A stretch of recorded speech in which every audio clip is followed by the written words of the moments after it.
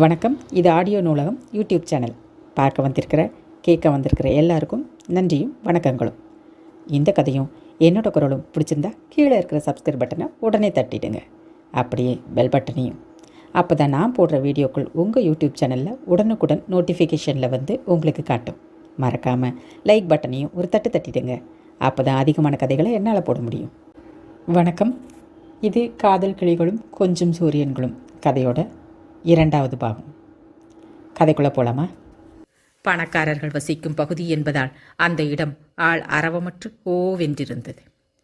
கொஞ்ச தூரம் நடந்தால் தன் மெயின் ரோட்டை அடைந்து ஆட்டோ பிடிக்க முடியும். ஏற்கனவே இரட்டத் தொடங்கியிருந்தது. கிருத்திகா நடையை விரைவாக்கினாள். மெயின் ரோட்டை நெருங்கின சமயத்தில் வேகமாய் ஒரு கார் அவளை மோதி விடுவது போல வர சட்டென்று பயந்து ஓரமாய் ஒதுங்க கார் சடன் பிரேக் அடித்து நின்றது. கதவு திறந்து இறங்கின உருவம் நிதானமாய் காரில் சாய்ந்து அவளை பார்த்து சிரித்தது. என்ன, குமார்கிட்ட என்னை பற்றி எல்லாம் கேட்டாச்சா? நான் யாருன்னு தெரிஞ்சுதா? கிருத்திகா அவனையே பார்த்தபடி சிலை போல நின்றாள். அத்தியாயம் 9. கீர்த்தி ஆணி அறைந்தாற்போல் அப்படியே நின்றிருக்க அவன் பார்வை அவளை துளைத்தது. சட்டென்று வரும் ஆத்திரம், எரிச்சல் எல்லாம் எங்கே போயிற்று? என்ன ஆயிற்று எனக்கு என்று வியந்தாள் ஒரு நிமிடம். ஆச்சரியமா இருக்கு, அவன் வியப்போடு சொன்னான். அவள் அவனை முறைத்தாள். திடீரென்று ஒரு அமைதி. அப்படி என்னதான் சொன்னான் என் ஃப்ரெண்டு? உங்ககிட்ட ஜாக்கிரதையாக இருக்கணும்னு சொன்னான். பரவாயில்லை, மரியாதை கூடியிருக்கு. கரெக்டாக தான் சொல்லியிருக்கான். அது சரி, என்னை பற்றி தெரிஞ்சுக்கணும்னு இவ்வளோ ஆர்வமா? இது ஆர்வம் இல்லை, எரிச்சல். அடங்கிட்டுதா? எது எரிச்சல்? அதிகமாயிருக்கு. மருந்து போடட்டுமா? வழி விட்டா போதும். தயவு செய்து இனி என் பின்னால் சுத்த வேண்டாம். இனிமே ஃப்ரெண்ட்ஸோடு சேர்ந்து சீட்டிங் கீட்டிங்னு உம்மாடம் போட மாட்டியே. அதை பற்றி உங்களுக்கு என்ன? நீங்கள் யார் என்னை அடக்க? போலீஸா இல்லை என் புரு? கிருத்திகா சட்டென்று நிறுத்தி நாக்கை கடித்து கொண்டாள். ஏன் நிறுத்திட்ட? முடிச்சிட வேண்டியது தானே. அதை எப்படி தாலி கட்டாமல் புருஷனாக முடியும்? ஆனால் பின்னால் நடக்க போகிறது எதுவும் நமக்கு எப்படி தெரியும்? ஒரு கால் புருஷன் ஆனாலும் ஆகலாமே. ஸோ அந்த அக்கறைன்னு வச்சுக்கோ. நெவர், கிருத்திகா கத்தினாள். போயும் உங்களை கல்யாணம் செய்துக்கிற துர்பாக்கியம் எனக்கு வராது. இனிமேல் என் பாதையில் வந்தீங்கன்னா வருத்தப்படுவீங்க, சொல்லிட்டேன். கிருத்திகா அவனை கடந்து வேகமாக நடந்து ஆட்டோ ஒன்றை கை காட்டி நிறுத்தி ஏறிக்கொண்டாள். அவள் வீடு போய் சேர்ந்தபோது அதிசயமாக வீட்டில் அம்மா இருந்தாள். ஏன் லேட் கீர்த்தி? ஃப்ரெண்டு வீட்டுக்கு போயிட்டு வரேன். அது சரி, நீ என்ன அதிசயமாக இந்நேரம் வீட்டில் இருக்க? ஒரு ப்ரோக்ராம் கேன்சல் ஆயிடுச்சு. அது சரி, உன் ஸ்டடீஸ் எப்படி இருக்கு கீர்த்தி? எக்ஸாமுக்கு இன்னும் 1 மாதம் கூட இல்லை போல இருக்கு. பரவாயில்லையே, என் படிப்பு பற்றி கூட கேட்குறியே அக்கறையா? கீர்த்தியின் கிண்டலான வார்த்தைகள் சுருக்கென்று குத்த ஸ்வர்ணாவின் முகம் ஒரு கணம் சுண்டி போயிற்று. நான் என்ன செய்யட்டும் கீர்த்தி? என் வேலைகள் அப்படி. அதுக்குன்னு நான் உனக்கு வேற என்ன குறை வச்சிருக்கேன் சொல்லு? உனக்கு வேணுங்கிறதையெல்லாம் நடந்துக்கிட்டு தானே இருக்கு. உனக்கு எவ்வளோ சுதந்திரம் கொடுத்துருக்கோம்னு சொல்லியா தெரியணும்? சேச்சே, நான் சும்மா விளையாட்டுக்கு சொன்னேம்மா. Take it easy. அப்போது ராஜம்மா கையில் ஒரு கடிதத்தோடு அங்கே வந்தாள். மன்னிச்சிடுங்கம்மா, மறந்துட்டேன். ஊர்லேருந்து வந்த கடிதம் இது. ராஜம்மா கடிதத்தை நீட்ட ஸ்வர்ணாதை வாங்கி கிழித்து பார்த்தாள். அப்பாவின் கையெழுத்தை பார்த்ததும் அவளோடு படித்தாள். படித்த சில வினாடிகளில் அவள் முகத்தில் மெல்லிய மலர்ச்சியும் கூடவே ஒரு சிந்தனையும் படிந்தது. யாருமா லெட்டர் போட்டிருக்காங்க? உங்கள் தாத்தா எழுதியிருக்காங்க. கிராமத்து தாத்தாவா? என்னவா? இனிமேல் உனக்கு போர் அடிக்காது கீர்த்தி. பரீட்சை முடிஞ்சதும் ரஞ்சனியும் இங்கேயே வந்துடுவா. காலேஜ் அட்மிஷனுக்கு ஏற்பாடு செய்ய சொல்லி எழுதியிருக்காரு தாத்தா. கீர்த்தி பதில் சொல்லவில்லை. சகோதரிதான் என்றாலும் ரஞ்சனியிடம் அதிகம் பழக்கமில்லை. எப்போதோ ஒரு முறை கிராமத்துக்கு அழைத்து போவாள் அம்மா. 4-5 நாட்கள் அங்கிருப்பார்கள். ரஞ்சனி பாட்டி பின்னாலேயே சுற்றுவாளை தவிர இவர்களோடு ஒட்டமாட்டாள். அதுவும் கீர்த்திகாவின் பப் தலையும் ஆங்கில பேச்சும் அவளை இன்னும் மிரள வைத்துவிடும். கிட்டே வந்து பேசவே பயப்படுவாள். அப்படிப்பட்டவள் இனி இங்கேயே நிரந்தரமாக வந்துவிடப் போகிறாள் என்பதில் அம்மா அப்பாவுக்கு வேண்டுமானால் மகிழ்ச்சியாக இருக்கலாம். ஆனால் கிருத்திகாவுக்கு பயம்தான் ஏற்பட்டது. இப்போது தனிக்காட்டு ராணியாக அனைத்தையும் அனுபவித்துக் கொண்டிருக்கிறாள். அம்மா அப்பாவின் அன்பு என்பது பெரிதாக இல்லாவிட்டாலும் இவள் ஒருத்திக்கு மட்டுமே கிடைத்து கொண்டிருக்கிறது. இனி ரஞ்சனியும் பங்குக்கு வந்து விடுவாள் என்பதில் கிருத்திகாவுக்கு சந்தோஷத்தை தரவில்லை அது. ஏமா, அங்கே காலேஜ் எதுவும் இல்லையாம்மா? இருக்கலாம், ஆனால் அவள் இனிமே நம்மளோட இருக்கிறது தான் நல்லதுன்னு தாத்தா தீர்மானமாக எழுதியிருக்கார்.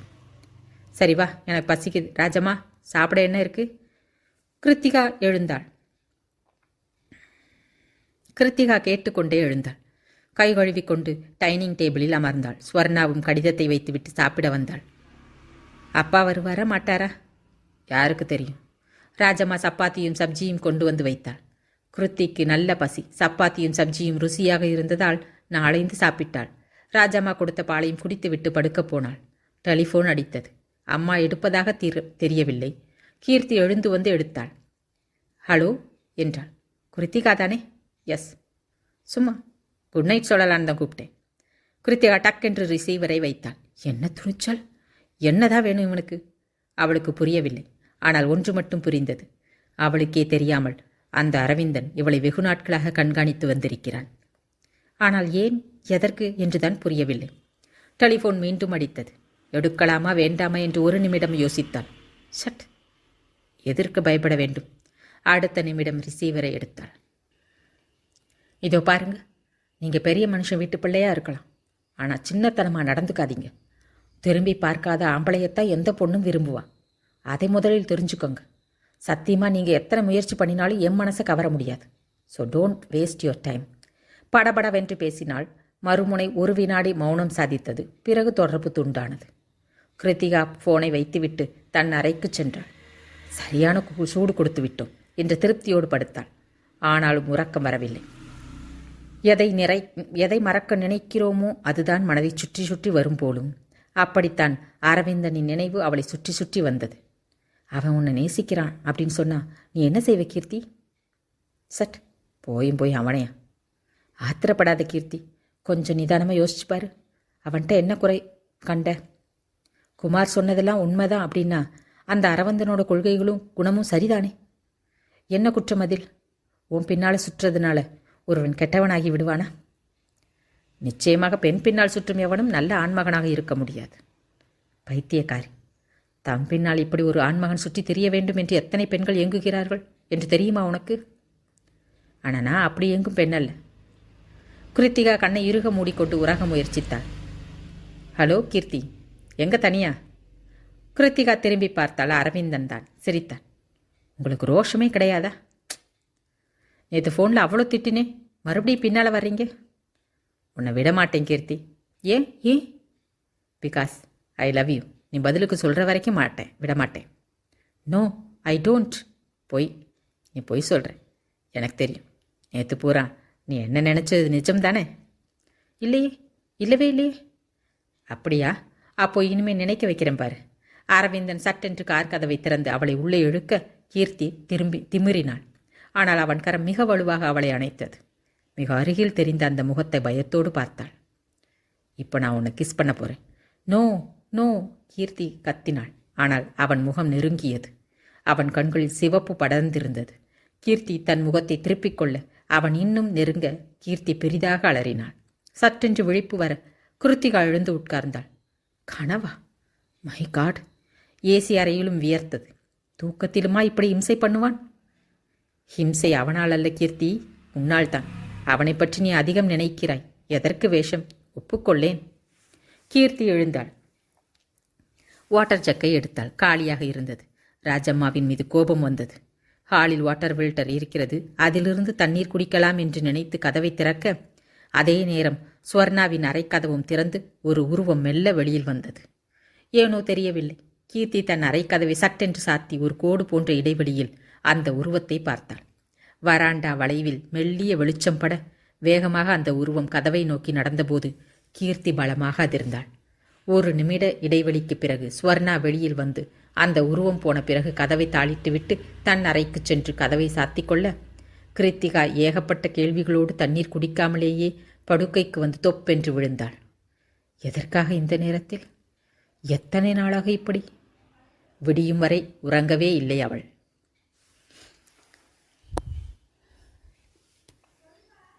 அத்தியாயம் 10. கோயிலில் கூட்டம் குறைந்து விட்டது. 1-2 பேர் மட்டும் பிரகாரம் சுற்றி கொண்டிருந்தார்கள். பிரசாதம் வாங்கி இட்டு கொண்ட வாத்தியார் பேத்தியை பார்த்தார். இன்னும் கண்மூடி நின்றிருந்தாள் ரஞ்சனி. அவளை கலைக்க மனமில்லாமல் ஓரமாய் வந்தார். 5 நிமிடத்திற்கு பிறகு ரஞ்சினி அவர் அருகில் வர, என்னம்மா தையல் நாயகியோட ரொம்ப சண்டையா என்று கேட்டார் சிரித்தபடி. ஆமாம், சண்டைதான். எதுக்கு? கிராமத்தை விட்டு அனுப்பினாயா பார், உன்னை என்ன பண்ணுறேன்னு கத்தினியா? ரஞ்சினி பதில் சொல்லாமல் மௌனமாய் நடந்தாள். அவர்தான் அவளுக்கு கற்றுக் கொடுத்தார். 10 வயதில் பாட்டி வாயிலிருந்து திருப்புகழும் அந்தாதியும் கேட்டு தானும் சொல்ல முயன்றாள். அத்தனை சுலபத்தில் வரவில்லை. தாத்தாவிடம் கேட்டாள். அந்தாதி சொல்லி வணங்கித்தான் சாமியை கும்பிடணுமா தாத்தா? யார் அப்படி சொன்னா? அப்படி பின்ன பாட்டி சொல்கிறா? அதெல்லாம் இல்லை. அந்தாதி சொல்லாட்ட அடிச்சிடுமா என்ன? பின்ன சாமியை எப்படி கும்பிடுறது? என்னன்னு சொல்லி கும்பிடுறது? நம்ம இஷ்டம் தாயி. பாட்டிக்கு அந்தாதி சொல்கிறதுல இஷ்டம், சொல்கிறா. கேரட்டை சாம்பார்லேயும் போடலாம், பொரியலும் செய்யலாம், பாயாசம் வச்சும் சாப்பிடலாம். அது நம்ம விருப்பம். தாத்தா கிட்ட இப்போ எப்படி பேசுகிறேன் அது மாதிரி மனசுக்குள்ளே என்ன வேணால் பேசலாம். அவகிட்ட திட்டலாம், கொஞ்சலாம், கோவப்படலாம். அதே மாதிரி தெய்வத்தை தெய்வமாக நிறுத்தி வச்சு கும்பிடலாம். உங்கள் பாட்டி அப்படி கும்பிடுறா. தெய்வத்தை முதலாளியாக நினச்சி நாம் ஒரு சேவகனாக இருக்கலாம். அதை தாசிய பக்தின்னு சொல்லுவாங்க. தெய்வத்தை சிநேகிதனாக நினச்சிக்கிட்டா அது சாக்கிய பக்தி. தெய்வத்தை தாயா தகப்பனா நினச்சிக்கிட்டா அது வாத்சல்ய பக்தி. நீ என்னவா நினச்சி வணங்கணும்னு ஆசைப்படுறியோ அப்படியே வணங்கு தாயி. ரஞ்சினி கண்மூடி யோசித்தாள். தையல் நாயகி யார்? முதலாளி? வேண்டாம், பயம் வரும். தாய்? தாயிடம் எல்லாவற்றையும் சொல்லிட முடியாது. தோழி? ஆமாம், தையல் நாயகி இனி என் தோழி. என்ன வேணும்னாலும் சொல்லலாம், சண்டை போடலாம், கைகோத்து கொண்டு திரியலாம். சிநேகிதிக்கு ஒளிவு மறைவு இல்லை. என்னம்மா தையல் நாயகி என்ன வாக்கின? தாத்தா கேட்டார். ஃப்ரெண்டு தாத்தா. எனக்கு வயசாயிடுச்சு இல்லையா? தையல் நாயகி எனக்கு பொண்ணு. தாத்தாவும் பேத்தியும் விழுந்து விழுந்து சிரித்தார்கள். என்னம்மா ரொம்ப மௌனமாக வர? தாத்தா கேட்க யோசித்து கொண்டு வந்த ரஞ்சினி அவரை திரும்பி பார்த்தாள். கோவந்தானே தாத்தா மேலே? கோவந்தான். இன்னும் 6 மாதத்தில் மெட்ராஸுக்கு அனுப்பிடுவேன்னு சொல்லிட்டேன் இல்லை? அந்த கோபம் சரிதானே? ரஞ்சினி பதில் சொல்லவில்லை. யோசிச்சு பாரு ரஞ்சினி, ஏதோ முடியலைன்னு உங்கள் அம்மா உன்னை இங்கே விட்டா. நாங்களும் இத்தனை வயசு வரை வளர்த்தாச்சு, படிக்க வச்சோம். படிப்புக்கு மேலே தாத்தா உனக்கு நிறைய சொல்லி கொடுத்து உன் அறிவையும் வளர்த்துருக்கேன். +2 படிப்பு போதுமா உனக்கு? மேலே படிக்க வேண்டாமா? பெரிய ஆளாக நீ வர வேண்டாமா? +2 முடிச்சுட்டு இந்த கிராமத்திலேயே கல்யாணம் பண்ணி குழந்தை பெற்று இதுக்கு மட்டும்தான் நீ பிறந்தியா? எல்லா பொண்ணுக்கும் கிடைக்கிற வாழ்க்கை தானே இது. இதுக்கு மேலே நீ வாழ்ந்து செத்ததுக்கு ஏதாவது அடையாளம் வேண்டாமா தாயி?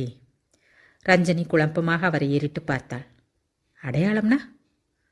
4 பேரால் நாம் பேசப்படணும் தாயி. பேசப்படும்படியான ஒரு அடையாளத்தை விட்டுட்டு போகணும். பொம்பளை கணக்கில்லாமல் படிக்கிற காலம் இது. கட்டிக்க வர்றவன் கூட குறைந்தபட்சம் 1 டிகிரியாவது வேணும்னு சொல்கிற காலம். இன்னும் 4-5 மாதம் இருக்குது. அதுவரை ஏன் உம்முன்னு இருக்கணும்? ஜாலியாயிருமா? எது ஒன்றும் கொஞ்ச நாள் தான் புதுசாக இருக்கும். பழகிட்டு அதுவே பிடிச்சி பழசு மறந்துடும். பட்டணம் போகிற வரை தான் கிராம வசதி. கல்யாணமான பொண்ணு புகுந்த வீட்டுக்கு போகிற வரை அழுவா. அதுக்கப்புறம் பிறந்த வீட்டில் 1/2 நாள் தங்கக்கூட அழுத்துப்பா. அந்த மாதிரி தான் உங்கள் அம்மா அப்பா கிட்ட போய் பட்டண வாழ்க்கையில் மூழ்கிட்டா இந்த தாத்தாவுக்கு ஒரு கடிதாசு எழுதக்கூட நேரம் இருக்காது உனக்கு. தாத்தா ப்ளீஸ். ரஞ்சனி அவர் வாயை சட்டென்று கைகளால் மூடினாள். நீங்கள் சொல்கிறாப்புல இன்னும் 4-5 மாதத்துக்கு இதை பற்றி பேச வேண்டாமே? சரி, பேச வேண்டாம். வேறு என்ன பேசலாம்? இன்றைக்கி என்ன டாக்டர் கிளினிக்கில் கூட்டம் கம்மியாக இருக்குது? டாக்டர் கிளினிக்கில் கூட்டம் கம்மியாக இருந்தால் சந்தோஷம் தானே படணும். ஊரில் வியாதி குறைஞ்சிருக்குதுன்னு அர்த்தம்.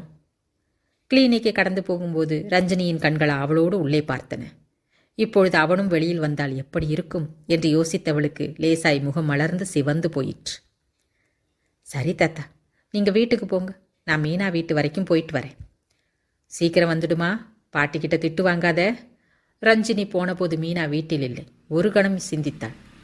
வீட்டுக்கு போனாலும் போரடிக்குமே என்று நினைத்தபடி ஆற்றங்கரை பக்கமாக மெல்ல நடந்தாள். தோழிகள் யாராவது அங்கிருக்கக்கூடும் என்று நினைத்தாள். ஆனால் அங்கும் யாரும் இல்லை. ஆற்றங்கரையில் அமைதியும் அழகும் கடைவிரித்திருந்தது. சூரியன் மறையும் வேளை. தென்னந்தோப்புகளின் ஊடே ஆரஞ்சு வானம் தெரிந்தது. அந்த ஆரஞ்சு ஒளி ஆற்று நீரை நிறம் மாற்றி இருந்தது. ரஞ்சனி ஒரு கல்லின் மீது அமர்ந்து அந்த அழகை ரசித்தாள். இந்த அழகும் அமைதியும் பட்டணத்தில் காண முடியுமா? ஆரம்பத்திலிருந்தே பட்டணத்தில் இருந்திருந்தால் அதுவே பழகி போயிருக்கக்கூடும். கிராமம் என்றால் முகம் சுளிக்கக்கூடும். ஆனால் இப்பொழுது இந்த அழகு மனதில் தங்கிவிட்டது. 16 வருஷம் வளர்ந்த இடத்திலிருந்து போவது எளிதாயிருக்குமா என்ற சந்தேகமாயிருந்தது. மெட்ராஸுக்கு போக பிடிக்காததற்கு இது மட்டும்தான் காரணமா? உள்ளே குரல் ஒன்று ஒலித்தது. பின் வேறென்ன? பொய். சரி, நீதான் சொல்லேன். அந்த டாக்டரும் தானே? ரஞ்சனி அதிர்ந்து போனாள். இதென்ன இப்படி ஒரு எண்ணம்? எவ்வளவு நாளாய், எத்தனை நாளாய் இந்த எண்ணம்? அவளுக்கு புரியவில்லை. ஆற்று நீரில் பொத்தென்று எதுவோ வந்து விழுந்தது. திரும்பி பார்த்தால் யாரையும் காணவில்லை. 2 நிமிடத்திற்கு பிறகு மறுபடியும் ஏதோ விழுந்தது. யாரது என்றபடி வேகமாக திரும்பினவள் திகைத்தாள். கையில் 4-5 கூழாங்கற்களோடு நின்றிருந்தான் விவேக். சட்டென்று எழுந்திருந்து கூச்சத்தோடு தலை குனிந்து நின்றாள். ஏன் தனியா இருக்கீங்க? பரவாயில்ல, உட்காரலாம். இவ்வளோ மரியாதை தேவையில்லை எனக்கு. போய்விடலாமா என்று தோன்றினாலும் போக விடாமல் எது தடுத்தது என்று புரியவில்லை. அதே கூச்சத்துடனேயே அமர்ந்தாள். விவேக் சற்று தள்ளி இருந்த மற்றொரு கல்லின் மீது அமர்ந்தான். அவளையே ஒரு கணம் பார்த்தான். பக்கவாட்டு தோற்றத்திலே கைதேர்ந்த ஓவியனின் படைப்பைப் போல அமர்ந்திருந்தாள். ஆரஞ்சு ஒளியில் ஒரு பாதி பொன்னிறமாய் தெரிந்தது. சுருண்ட கேசமும் நெற்றி அமைப்பும் அழகான நாசியும் செதுக்கின முகவாயும் உதடுகளும் மனதை கொள்ளை கொண்டன. ஏதாவது மௌன விரதமா இன்னைக்கு? அந்த கேள்வியில் சிரிப்பு வர அடக்கி கொண்டாள். காந்தாரியை பற்றி காரசாரமாக பேசின வாயா இது? ஆச்சரியமா இருக்கு. ஓஹோ, தாத்தா பக்கத்தில் இருந்தால் தான் பேத்திக்கு பேச்சு வருமோ? ரஞ்சனி முகத்தை திருப்பிக் கொண்டு சத்தம் வராமல் சிரித்தாள். அப்போ சரி, நான் போகிறேன். உங்கள் தனிமையை கொடுத்துட்டேன் எரிச்சல்னு நினைக்கிறேன். அதான் பேசாமல் என்னை விரட்ட பார்க்குறீங்க. விவேக் எழுந்து நடக்க ரஞ்சனி திகைத்தாள். ஐயோ, அப்படியெல்லாம் இல்லை என்றாள் சட்டென்று. அப்பாடா என்றபடி மீண்டும் கல்லின் மீது அமர்ந்தான். போயிடுவேன் பயந்துட்டிங்களா? சும்மா ஒரு ஷாக் கொடுத்தேன், தட்ஸ் ஆல். அவ்வளோ சட்டுன்னு இங்கேருந்து போயிட முடியுமா என்ன? ஏன்? அதானே எனக்கும் தெரியல. ரஞ்சினி அவனை ஏறிட்டு பார்த்துவிட்டு தலை குனிந்து கொண்டாள். வெளிச்சம் மறைந்து தென்னை மரங்கள் நிழலாய் தெரிந்தன. பியூட்டிஃபுல். எது? அந்த மரங்கள், இந்த நதி, தூரத்து ரயில் பாலம், இந்த பாறை, இந்த கல், அது மேலே உட்கார்ந்துருக்கிற பெண், எல்லாமே ரொம்ப அழகு. என்ன என்ன சொன்னீங்க? விவேக் சிரித்தான். நீங்கள் ரொம்ப அழகாக இருக்கீங்க. உங்கள் ஊர் கோயிலில் இருக்கிற அம்மன் மாதிரி என்றான் நேரடியாக. ஒரு கணம் திணறி போனாள் ரஞ்சினி. நேருக்கு நேர் வந்து விழுந்த வார்த்தைகளில் முகம் சிவந்து குழம்பலாயிற்று. என்னடா இப்படி சொல்லிட்டானேன்னு ஆச்சரியமா இருக்கா? நான் அப்படித்தான் பழிச்சுன்னு சொல்லிடுவேன். உங்களை மாதிரி அழுத்தம் கிடையாது. எதையும் மனசில் வச்சுக்க மாட்டேன்னு சொன்னேன். அப்படின்னா நான் மனசில் எதை வச்சுட்ருக்கேன்னு சொல்கிறீங்க? யாருக்கு தெரியும்? சொன்னதானே புரியும். சொல்லும்படியா எதுவும் இருந்தால் தானே சொல்ல. அப்படியா என்றவன் கைகளில் முகத்தை ஊன்றிக்கொண்டு அவளை உற்று பார்த்தான். பிறகு சிரித்தான். ஏன் சிரிக்கிறீங்க? முகத்தை கண்ணாடின்னு சொல்லுவாங்க. கண்ணாடி வழியாக மனசு தெரியுதுன்னு சொல்ல வந்தேன். அவளுக்கு குப் என்று வியர்த்தது.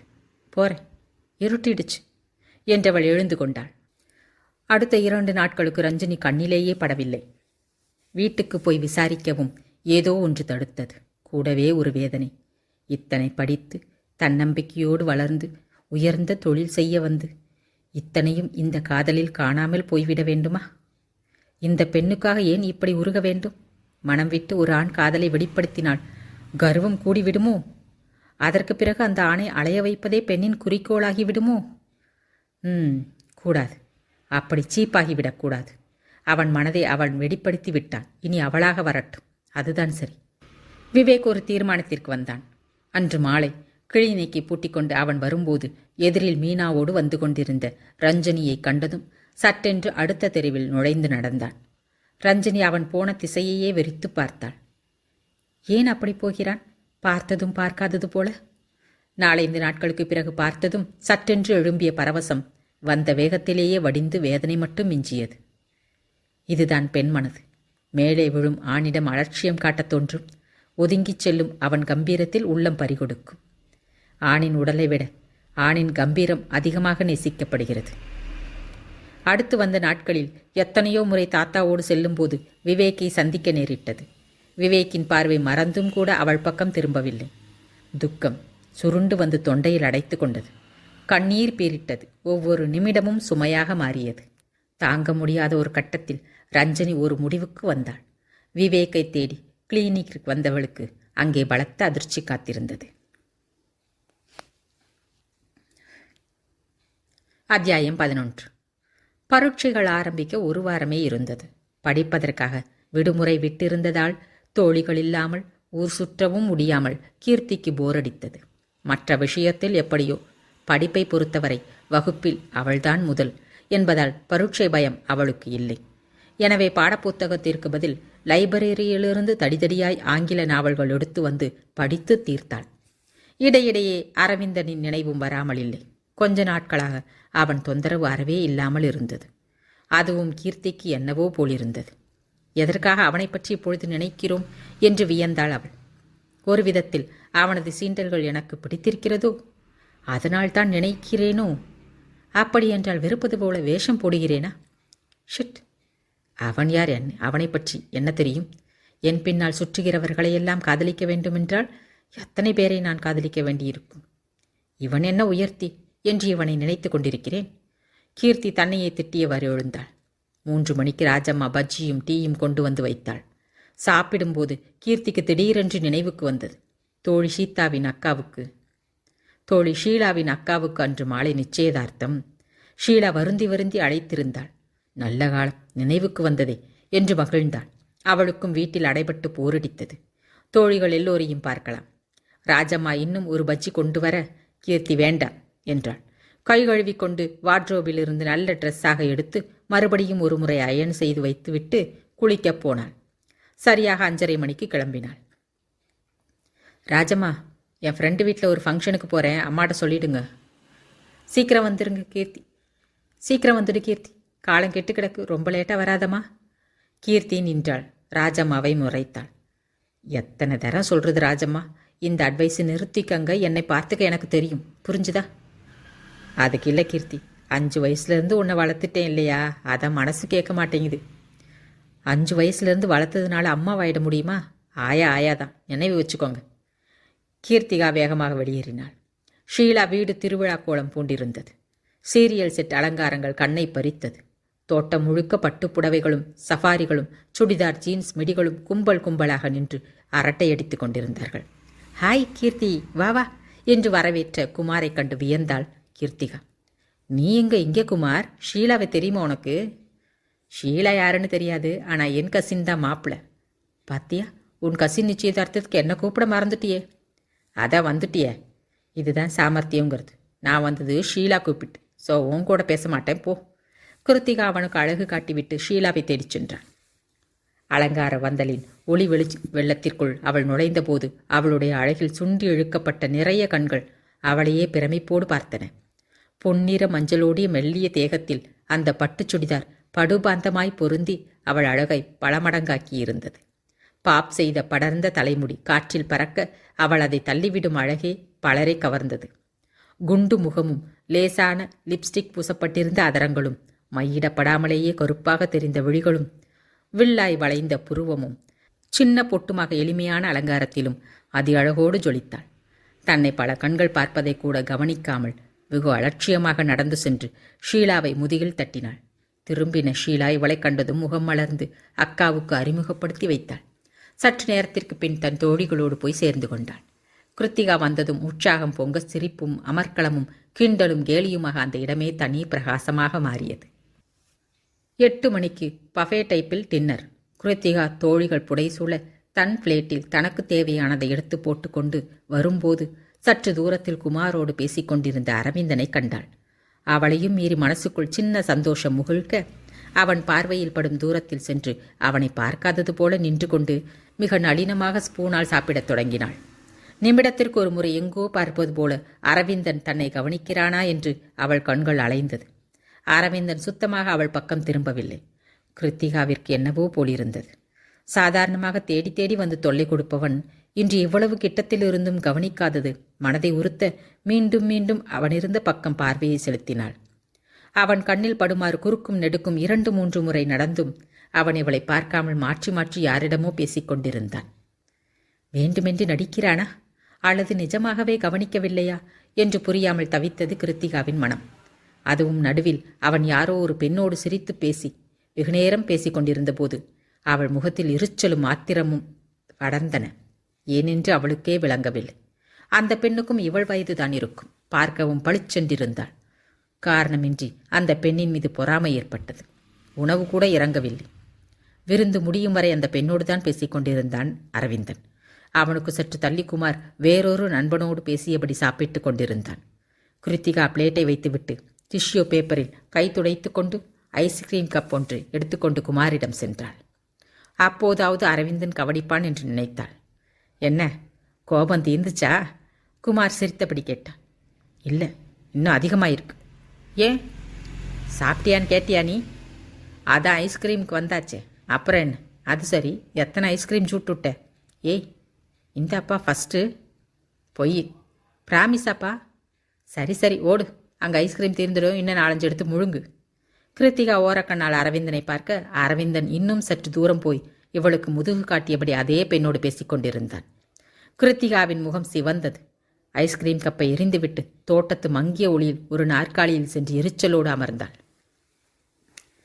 அரவிந்தன் குமாரிடம் செல்வதை பார்த்தாள். கை கடிகாரத்தை காட்டி குமாரிடம் ஏதோ சொல்லிவிட்டு அவசரமாக வாசற்பக்கம் சென்றான் அரவிந்தன். அவனை கீர்த்தியின் விழிகள் பின்தொடர்ந்தது. அரவிந்தன் தன் காரில் ஏறி அமர்ந்ததும் கீர்த்தி பரபரப்போடு எழுந்தாள். யாரிடமும் சொல்லிக்கொள்ளக்கூட தோன்றாமல் வேகமாக நடந்தாள். அவன் காரை ரிவர்ஸ் எடுத்து வருவதற்குள் தன் வண்டியில் ஏறிக்கொண்டு கேட்டின் அருகில் வந்து நட்ட நடுவில் நின்று வண்டியில் ஏதோ ரிப்பேர் போல பாவனை செய்து வண்டியை நிறுத்திவிட்டு இறங்கி குனிந்து தன் வண்டியை பழுது பார்ப்பது போல நடித்தாள். பின்னால் அரவிந்தனின் கார் ஹாரன் அடித்தபடியே வந்தது. சட்டென்று திரும்பினாள். அப்போதுதான் அவனை பார்ப்பது போல வியப்பை காட்டினாள். அரவிந்தன் எதுவும் பேசாமல் அவள் வழிவிட காத்திருந்தான். கீர்த்தி அவன் காரின் அருகில் சென்றாள். வண்டியில் ஏதோ repair, will you please drop me? Aravindan ஒரு வினாடி அவளை உற்று பார்த்துவிட்டு நோ அப்ஜெக்ஷன் என்றான். கீர்த்தி தன் வண்டியை தள்ளி கொண்டு போய் ஓரமாக நிறுத்தி பூட்டி காவலாளியிடம் சொல்லிவிட்டு வந்து கார் கதவை திறந்து கொண்டு அவன் அருகில் அமர்ந்தாள். அரவிந்தன் எதுவும் பேசாமல் காரை ஓட்டினான். என்ன, ரொம்ப சைலண்டாக வர்றீங்க? சற்று தூரம் வந்ததும் அவனை பார்த்து கேட்டாள். ஏன், எப்படி வரணும்? இல்லை, வேணும்னே துரத்தி துரத்தி வந்து வம்பு பண்ணுவீங்க. திருந்திட்டீங்களா? ஆமாம், திருந்திட்டேன். இனி உன் முகத்தை கூட பார்க்க மாட்டேன். நிம்மதியாக இருக்கலாம். நீ திருப்தி தானே? கீர்த்தியின் முகம் இதை கேட்டதும் வாடியது. என்ன காரணம்? நத்திங். நான் ஏதாவது மனசு நோக பேசிட்டேனா? இல்லை. அப்படி பேசியிருந்தால் மன்னிச்சிடுங்க. என்ன திடீர்னு மன்னிப்பலா? ஏனா என்று ஒரு கணம் தடுமாறினாள் கீர்த்தி. சட்டென்று அவனை நெருங்கினாள். ஐ லவ் யூ ராஸ்கல் என்று அவன் காதோரம் முணுமுணுத்தாள். வண்டியை சடன் பிரேக் போட்டு நிறுத்தினான் அரவிந்தன். அத்தியாயம் 12. 3 நாட்கள் நடக்கவிருந்த மருத்துவ மாநாட்டுக்காக சென்னைக்கு வந்திருந்தான் விவேக். அழைப்பிதழ் வந்தபோது முதலில் போவதா வேண்டாமா என்றுதான் யோசித்தான். ஆனால் அவனுடைய பிரிவில் ரஞ்சனி அவனை பற்றி நன்கு யோசனை செய்து ஒரு முடிவுக்கு வரவேண்டும் என்று நினைத்தான். 1 வாரம் கழித்து கிராமத்திற்கு போகும்போது ரஞ்சனிக்கு அவன்பால் காதல் இருக்கிறதா அல்லது கசப்பிருக்கிறதா என்று தெரிந்துவிடும். எனவேதான் இரவோடு இரவாக புறப்பட்டு விட்டான். டாக்டருக்கு கிராமம் அழுத்து விட்டது போலும், சொல்லிக்கொள்ளாமல் போய்விட்டார் என்று ஒருவேளை பேசிக்கொள்வார்கள்தான். பேசிக்கொள்ளட்டும். அப்பா கூட அப்படித்தான் நினைத்து விட்டார். திடீரென்று அவன் புறப்பட்டு வந்ததை பார்த்து, என்னடா அழுத்து போச்சா? ஒழுங்கா நான் சொன்னதை கேட்டிருக்கலாம் இல்லை என்றார் கிண்டலாக. விவேக் பதில் சொல்லாமல் மாடிக்கு போனான். அதற்கு பின் அவன் மாநாட்டிற்குத்தான் வந்திருக்கிறான் என்று தெரிந்ததும் கொதித்து போனார். மீண்டும் வளைவிரித்து பார்த்தார். நர்சிங் ஹோம் பிளானை கடைவிரித்து காட்டினார். அவன் எந்த தூண்டிலும் சிக்காமல் அமைதியாயிருந்தான். எதிராளி எதற்கும் மசியவில்லை என்றதும் உள்ளே மிருகம் விழித்து கொண்டது. பெற்ற பிள்ளைதான் என்றாலும் சீண்டி பார்க்க துணிந்தது. அவரை சொல்லி குற்றமில்லை. தென்னைக்கு நீர் விட்டு பலனை எதிர்பார்க்கும் ஒரு வியாபார தந்தையாகவே இருக்க விரும்பினார். திருப்தி என்பது அவரை பொறுத்தவரை லட்சங்களில் மட்டுமே ஏற்படும். பணம் இருந்ததால் பிள்ளையை படிக்க வைத்தார். கணக்கு வழக்கின்றி கேட்டபோதெல்லாம் வாரி வழங்கினார். அதேபோல பணம் இருப்பதால் நர்சிங் ஹோம் கட்டித்தர விரும்புகிறார். அவன் ஒன்றை 10ஆக்க வேண்டும் என்று நினைத்தார்.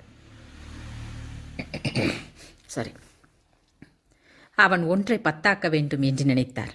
ஒவ்வொருவருக்கும் ஒவ்வொரு லட்சியம். அவை முரண்படும்போது மோதல் ஏற்படுகிறது. விட்டு கொடுத்தல் என்பது இருவராலும் இயலாமல் போகும்போது எதிராளியை எதனால் வீழ்த்தலாம் என்று சிந்தனை தீவிரமாகிறது. அப்பாவை எப்படி தன் வழிக்கு கொண்டு வரலாம் என்று விவேக் யோசிக்க, பிள்ளையை எப்படி படிய வைப்பது என்று பெற்ற மனம் யோசித்தது. தான் செய்வது தன் கோணத்தில் சரி என்று நினைத்து காயை நகர்த்த முற்பட்டது தந்தை மனம். எந்த அஸ்திரத்திற்கு பிள்ளை சரிவான் என்று கணக்கு போட்டது. ஒரு வழி கண்டது. முதல் நாள் மாநாடு முடிந்து வந்தவனை அழைத்தார். என்ன விஷயம்? உட்கார் சொல்கிறேன் என்று அவர் மிருதுவாகவே சொன்னார். விவேக் விருப்பமின்றி அமர்ந்தான். யோசித்துப்பார் விவேக், நீ இங்கே சிட்டியில் பெரிய டாக்டராக இருக்கணும், லட்சமாக சம்பாதிக்கணும்னு நான் ஆசைப்படுறதுல என்ன தப்பு? எங்கே இருந்தாலும் உன் உத்தியோகம் உயிரை காப்பாற்றுற ஒரு புனிதமான சேவை தானே. அதை நீ இங்கே செய்யணும்னு நான் விரும்புறது எந்த விதத்தில் நியாயமில்லைன்னு சொல்கிற? லட்சியம் எல்லாம் நமக்கு எதுக்குடா? அந்த கிராமத்தில் என்ன சாதிச்சிட முடியும்னு உன்னால? இங்கு மேல் படிப்பெல்லாம், இன்னும் மேல் படிப்புக்கெல்லாம் உன்னை வெளிநாட்டுக்கு அனுப்பணும்னு நினச்சிட்ருக்கேன். நீ என்னடானா குக்கிராமத்துக்கு போகிறேங்கிறிய? வருத்தப்படாதீங்கப்பா, என் அரைச்சு கிராமத்துலேயும் தொடரும். என் திறமையை அரசாங்கம் உணரும்போது அதுவே செலவு பண்ணி என்னை வெளிநாட்டுக்கு அனுப்பும். எது? நம்ம அரசாங்கமா? அப்பா பெரிதாக சிரித்தார். வெளிநாட்டுக்கு அனுப்புகிற டாக்டர்ஸ் லிஸ்ட்டில் உன் பேரை சேர்க்க உங்ககிட்டயே லஞ்சம் கேட்பாங்க. அந்த லஞ்சத்தை கொடுக்க அப்பவும் நீ என்கிட்ட தான் வந்தாகணும். உனக்கு இன்னும் உலகம் தெரியல கண்ணா. ராமராஜ்யம் நடக்குதுன்னு நினச்சிட்ருக்க. இப்போ திறமையை யார்டா பார்க்குறாங்க? துட்டு எவ்வளவு பேருன்னு தான் பார்க்குறாங்க. சரி, நீங்கள் என்ன சொன்னாலும் சரி, என் உறுதியில் நான் பின்வாங்க தயாராக இல்லை. அவன் அப்படி சொன்னதும் அவர் முகம் சிவந்தது. இருந்தாலும் சினத்தை அடக்கி கொண்டு அவன் மனதை மாற்ற முயன்றார். இதோ பார் விவேக், உன் வழிக்கே நான் வரேன். ஏழைங்களுக்கு இலவசமாக வைத்தியம் பார்க்கணும், இதுதானே உன் லட்சியம்? ஓகே, நான் அதுக்கு சம்மதிக்கிறேன். நம்ம நர்சிங் ஹோமில் எந்த ஏழைக்கிட்டையும் நீ சல்லி காசு வாங்க வேண்டாம். பணக்காரங்க கிட்ட வாங்கு, ஏழைங்களுக்கு இலவசமாக செய். சரிதானே? இல்லைப்பா, நான் சொல்கிறதே உங்களுக்கு புரியலை. ஏழைங்களுக்கு இலவசமாக செய்ய சிட்டியில் ஏகப்பட்ட அரசாங்க ஆஸ்பத்திரி இருக்குது. ஆனால் கிராமத்தில் பாருங்கள், அவசர ஆபத்துக்கு முதல் உதவி செய்யக்கூட ஆள் இல்லை. மருத்துவத்துக்கு டாக்டர்ஸ் இல்லாத கிராமங்கள் எத்தனையோ இருக்குது. இங்கே தடிக்க விழுந்தா தெருவுக்கு 4 டாக்டர்ஸ் இருக்காங்க.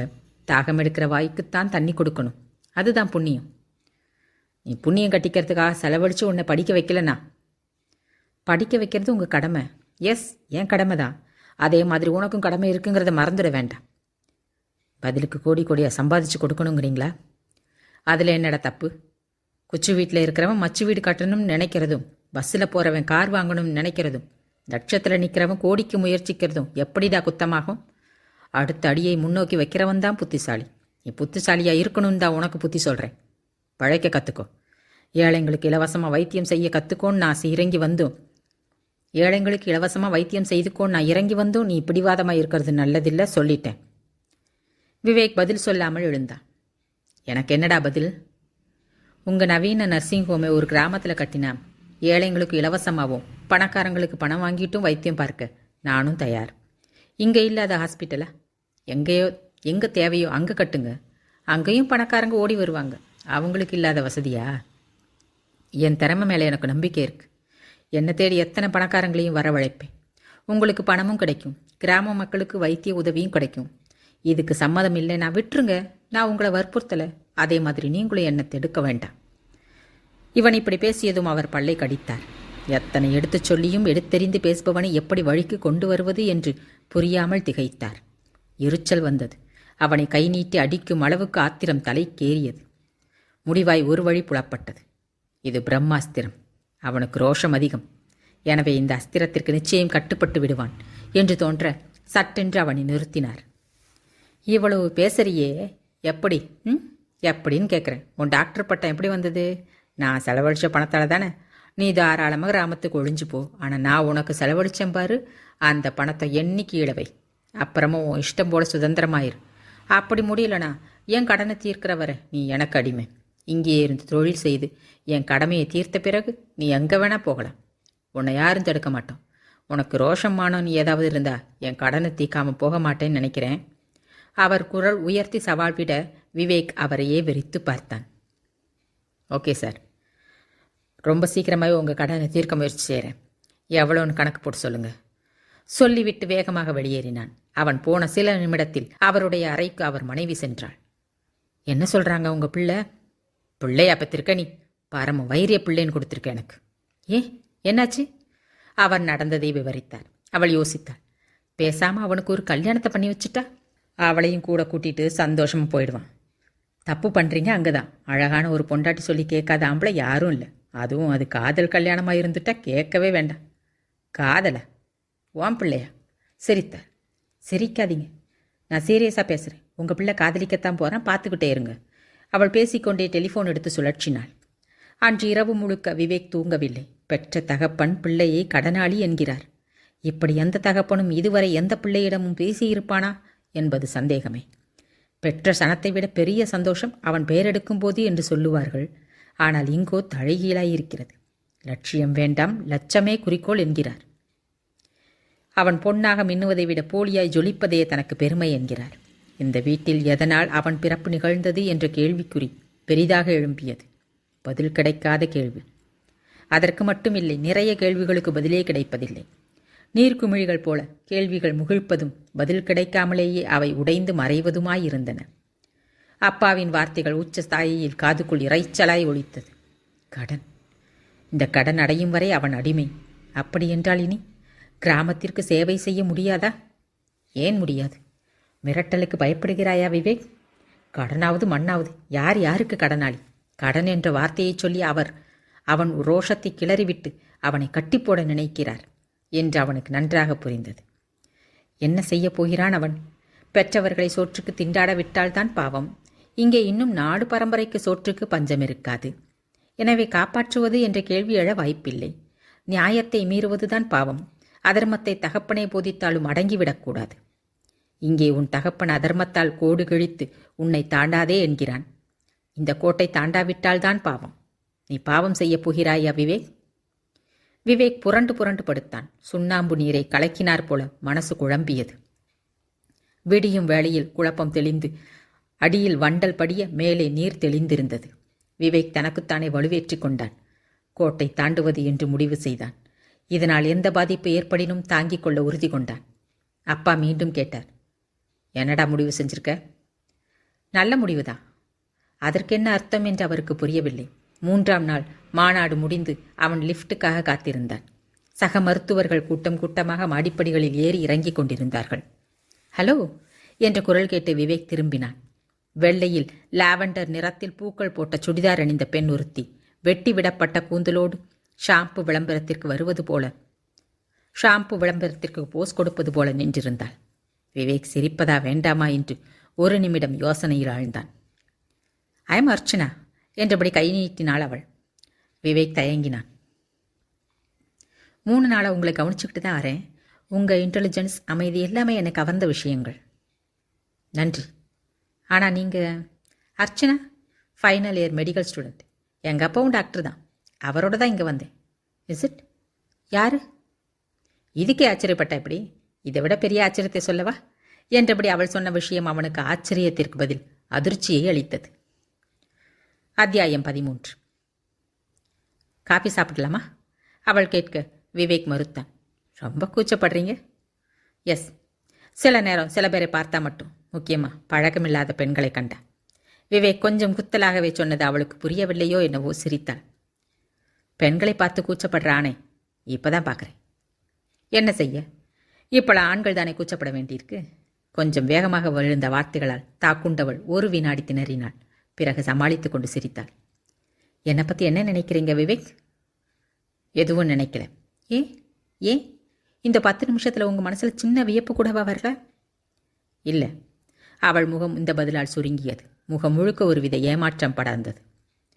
உங்களை எனக்கு ப்ரப்போஸ் பண்ணியிருக்காங்க. அதாவது தெரியுமா உங்களுக்கு? அவன் ஒரு கணம் அதிர்ந்தான். அவளை ஏறிட்டு பார்த்தான். தெரியாது என்றான். தெரிஞ்சுக்கோங்க. 2 நாள் முந்தி உங்கள் அம்மா எங்கள் அப்பா கிட்ட பேசினாங்க. உங்கள் ஃபோட்டோஸ் வீட்டுக்கு வந்திருந்தது. அப்பா என்கிட்ட விஷயம் சொல்லி ஃபோட்டோவை காட்டினார். எனக்கு உங்களை பிடிச்சி போச்சு. சொல்லப்போனா உங்களை நேரில் பார்க்கத்தான் 2 நாள் அப்பாவோட இங்கே வந்தேன். விவேக் திணறி போனான். இத்தனை விஷயங்கள் நடந்திருக்கிறதா அவனுக்கு தெரியாமல்? இதென்ன? எத்தனை படித்திருந்தென்ன, பணம் இருந்தென்ன? சில விஷயங்களில் சிலர் காட்டு மிராண்டிகளாகவே இருக்க விரும்புகிறார்கள். கட்டாய கல்யாணத்திற்கு இன்றைய தேதியிலும் திட்டம் போடும் சிலர் இருக்கத்தான் செய்கிறார்கள். உள்ளே எழும்பிய சினத்தை சிரமப்பட்டு அடக்கி கொண்டான். தவறு இவளிடமில்லை, அவன் பெற்றோர்களிடம் இருக்க இவளை நொந்து பயனில்லை. என்ன டாக்டர், மௌனமாயிட்டீங்க? இல்லை, யோசிக்கிறேன். என்ன யோசனை? என்னை பற்றி உங்ககிட்ட சொன்ன மாதிரி உங்களை பற்றி என்கிட்ட யாருமே சொல்லலையே. விசிட் உங்கள் அம்மா சொல்லலையா? இல்லை, இனிமே சொல்லுவாங்கன்னு நினைக்கிறேன். அப்படி சொன்னால் உங்கள் பதில் என்னவா இருக்குன்னு தெரிஞ்சுக்கலாமா? 1 வருஷத்துக்கு முந்தையா இருந்தா ஒருவேளை சரின்னு சொல்லியிருப்பேன். ஆனால் இப்போ அப்படி சொல்ல முடியாத நிலையில் இருக்கேன். அவள் முகம் சுருங்கியது. இதுக்கு என்ன அர்த்தம்? வேற ஒரு பெண்ணை என் மனது தீர்மானித்து விட்டதுன்னு அர்த்தம். அவள் ஒரு கணம் திகைத்தாள். யார் யார் அந்த பெண்? இஷிய டாக்டர்? இல்லை. என்ன செய்கிறாங்க? கிராமத்து பெண், கிராமத்தில் படிக்கிறா பெண். அவள் சட்டென்று சிரித்தாள். மிஸ்டர் விவேக், தப்பாக நினச்சிக்கல, நான் ஒன்று கேட்கட்டுமா? ஷுவர். அந்த பெண் உங்களுக்கு நல்ல துணையாக இருப்பான்னு நினைக்கிறீங்களா? நீங்கள் தப்பாக நினைக்கலைன்னா நான் ஒன்று சொல்லட்டுமா? சொல்லுங்கள். உங்களை விட பல மடங்கு நல்ல துணையாக இருப்பான்னு நான் நம்புகிறேன்.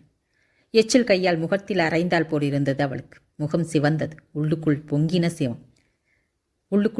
சினம் கண் வழியே வெளிப்பட்டது. ஒரு ஆணால் மறுக்கப்படுவதை விட அவமானம் வேறு எதுவும் இல்லை பெண்ணுக்கு. மனித மனம் விசித்திரமானது. கிடைக்காது என்கின்ற ஒன்றின் மீதுதான் பற்றுதல் கூடுகிறது.